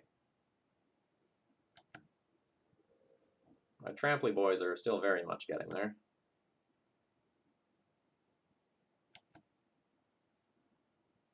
Did they already play a land? They have already played a land, so now they need to actually draw Dead of Winter. And Snapcaster Mage is no longer an out.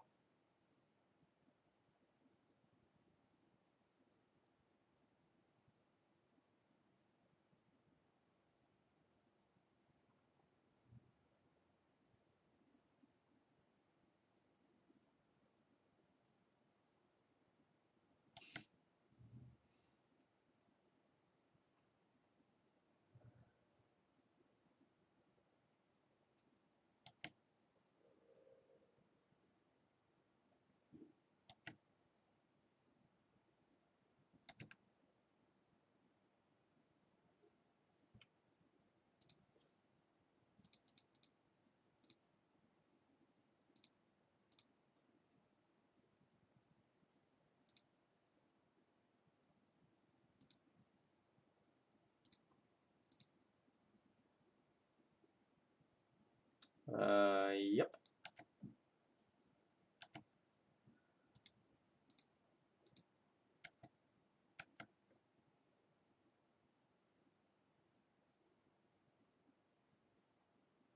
Even if opponent like destroys one of the lands, I still have enough damage coming in that they should be dead. Yep, there we go. Opponent put up more of a fight than I was expecting. Alright, so we're playing against this like Oko Uro shell. We should be pretty good against them. Dead of Winter is scary, so I'm probably going to bring in Rest in Peace just so like Snapcaster Dead of Winter can't be a thing. I will bring in Carpet of Flowers, I will bring in Choke. I know the Choke is kind of awkward against Astrolabe, but like it's still Choke.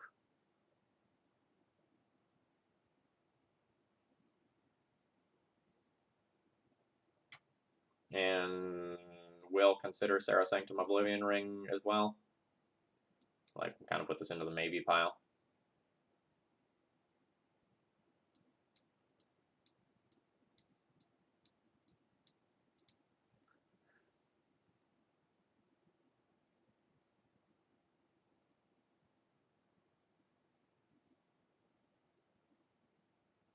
So I have to decide how quickly I want to play this game. And how kind of I want to win. I don't know that I'm going to end up playing Mox. Like, historically, you just, like, grind these blue decks into the dirt. So, I think Mox subs for, like, Choke, Carpet, and 1 Rest in Peace as my starting point.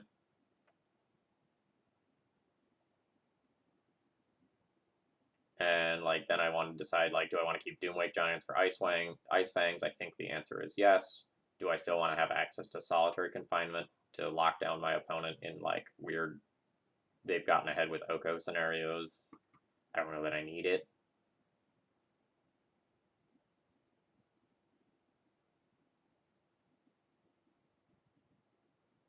I think I want to board out 1 Forest and bring in the Sacrosanctum.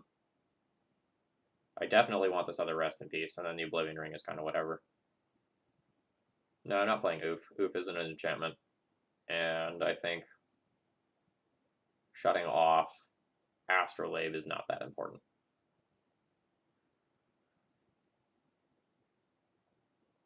Cut 1 of grass or confinement. I agree with that. Let's cut the grass for Rest in Peace.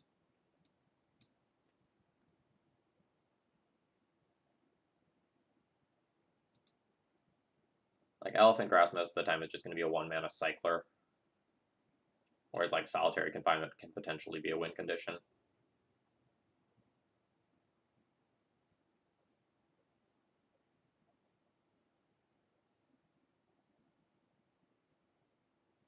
This is fine.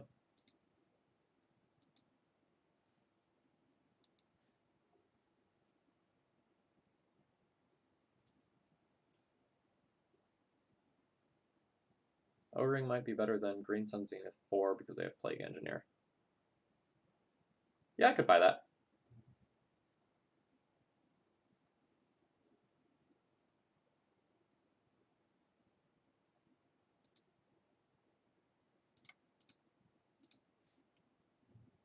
Oh, our opponent is F6'd, so our Enchantress' presence probably resolves next turn. And then we're in, like, super great shape.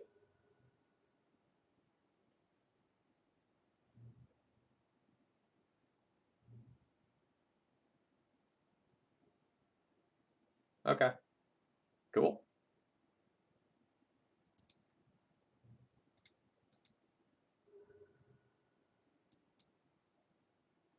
Play around back to basics, I think, because I can.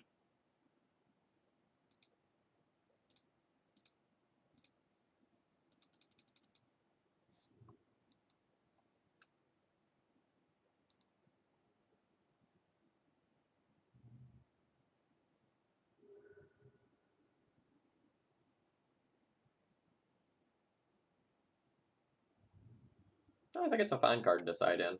I just don't think it's game winning.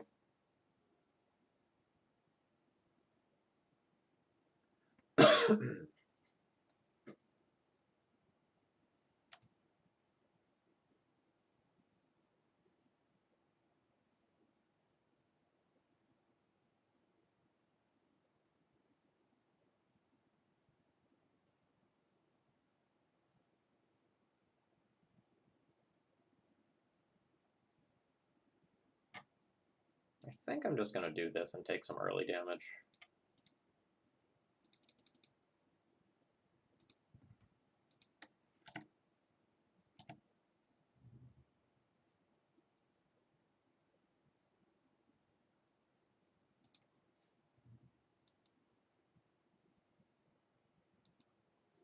Like, this means that I'm not going to be able to just, like, clear Elks that my opponent is making.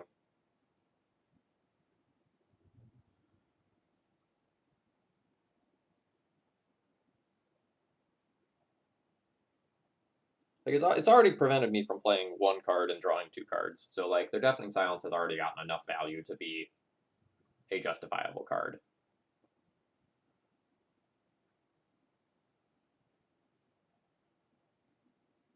I know it's awkward because I chose to like play around potential back to basics scenarios by not fetching Savannah. I don't have white this turn to just play out Sterling Grove.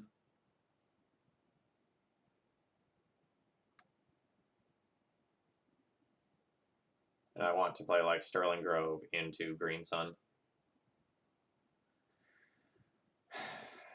So instead I'm going to put this on white and then play out Doomwake Giant.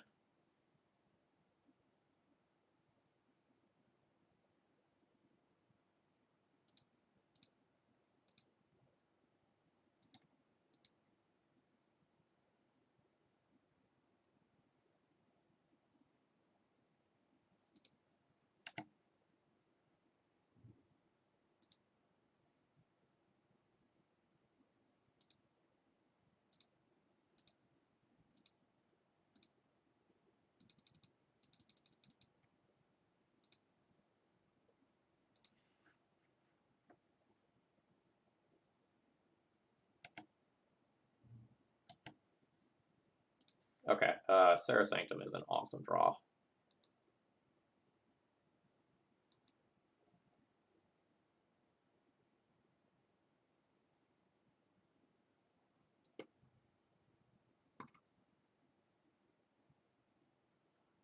One, two, three, four, 5 mana off Serra Sanctum. 6, 7, 8, 9, 10, 11.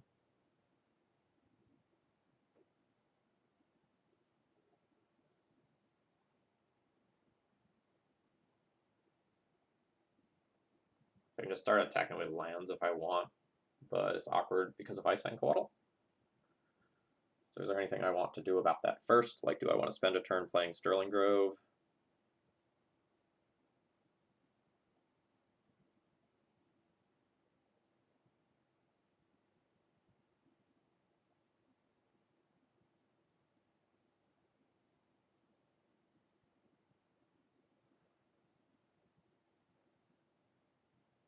I can still attempt to just kill Jace this turn, right? So this works out. I'm not doing the counting, but I think this works out.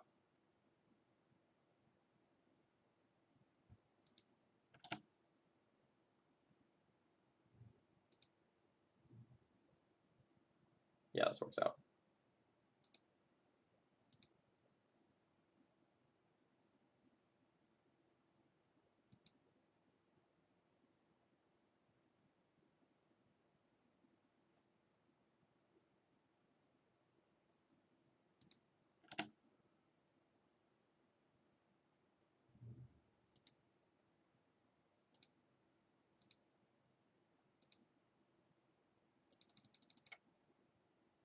Yeah, it works out the same because I don't have the enough mana to activate again.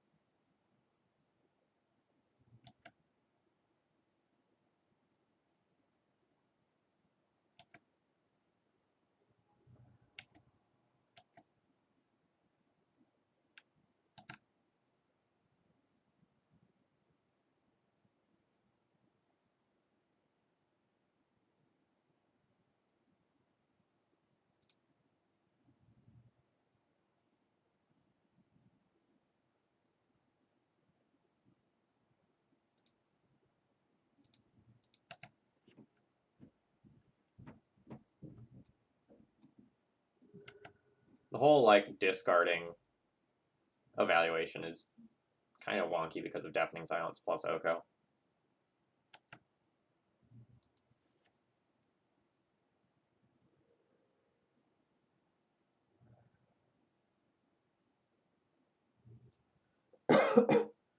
So there's my opponent's one non-creature this turn.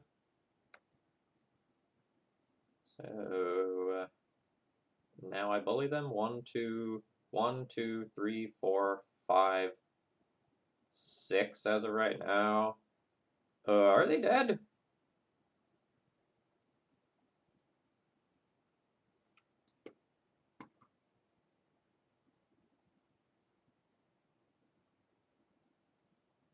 So I need to attack with 2 lands. 1, 2, 3, 4, 5, 6. So I can play 1 spell and animate twice.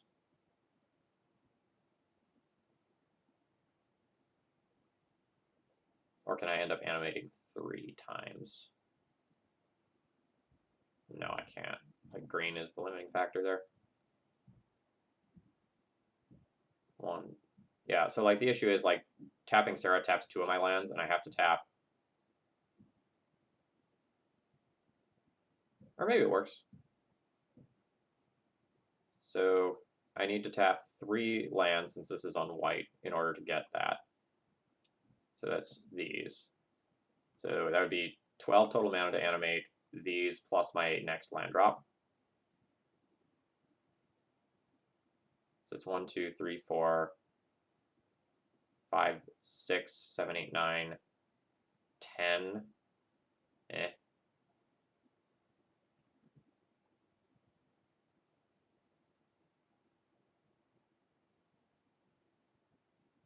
I don't care about Legend Rule killing it, really.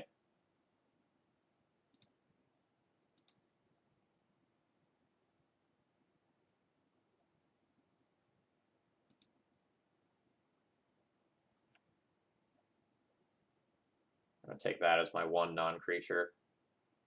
And then animate some lands, crash in. This keeps the Uro from coming back. It stops Snapcaster Mage from being super relevant.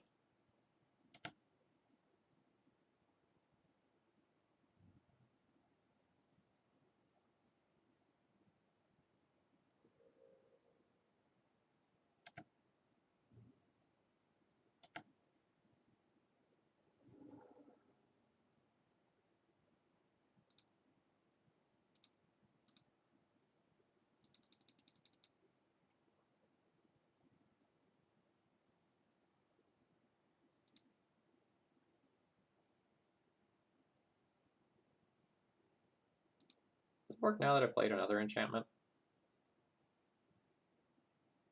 Green, green, no, it still doesn't work. The opponent did not force a will. They figured out what was up.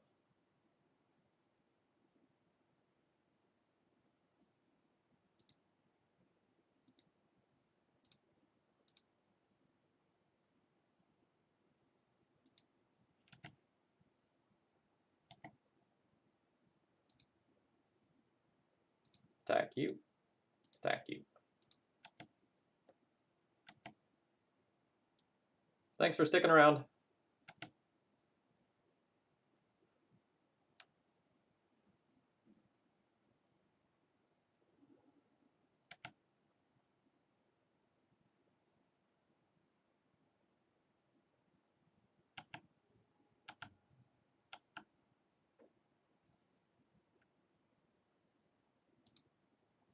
Will do. I'm going to be playing one next week, I think. It's soonish.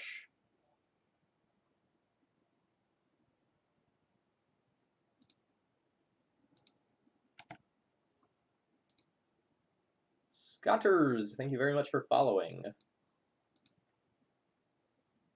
Hope you are enjoying some good, clean Destiny spinner-based fun.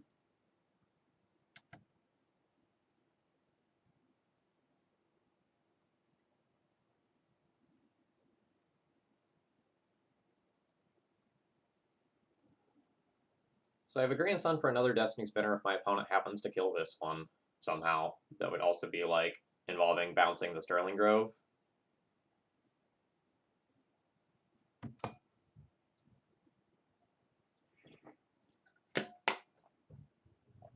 Okay.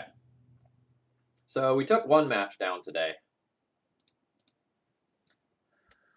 So thoughts on the build? I think the build was better than its performance suggests. Three Chrome Mox might be too many, but I definitely conceptually don't hate the idea of trying a Chrome Mox build again. It just, like, we got paired against some very bad matchups today and drew very poorly in round one. So I'm hesitant to say that, like, this build is just, like, bad or anything like that. I think since I added the Chrome Mox, I should cut yet another mana source. Like, I can definitely see just, like, cutting a forest, and maybe 3 Chrome Mox is too many. Like, I want to have access to them sometimes, but not consistently. And this isn't even a quarantine beard. I've already shaved once. I'm a beast. I'm just going to turn into a lumberjack if I don't keep this thing in check. Alright, so I think next time around I'll cut a forest for another 1-drop. And, like, maybe I cut another Chrome Mox as well. But I definitely don't hate what I was trying out with the main deck Carpet of Flowers. Like, it did do some disgusting things, so, like, I definitely don't hate it. Without having the abundant growths, like, every once in a while we're going to run into some awkwardness with Doomwake Giant or the Nether Void in the sideboard. So, like, maybe I'm supposed to still play an abundant growth or two. Julian was very anti-abundant growth, which is what made me try out this, like, hybrid build between what he was doing and what I was doing. But really just gathered very little data today. Like, we did a lot of nothing for 4 rounds. Combo matchups definitely feel a little rougher than I would like. There's things that I can do to adjust the board maybe a little bit, to hedge a little bit more against combo. It's like, the Mind Break traps are very good against Storm, but then, like, kind of do nothing against, like, Show and Tell, and only do things occasionally versus Reanimator. So maybe I'm supposed to consider things like white or black Leyline in this deck list. Like, they have synergy with other things that are going on here. They'll still be hard castable in the late game. I don't know exactly. Like, Teague and Oof are good bullets against some of the combo decks, but not all of the combo decks.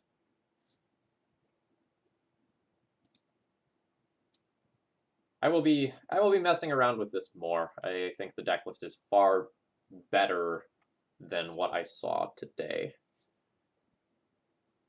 But in case I forget, let's pull a forest out now. Like, what would I be adding to this deck list?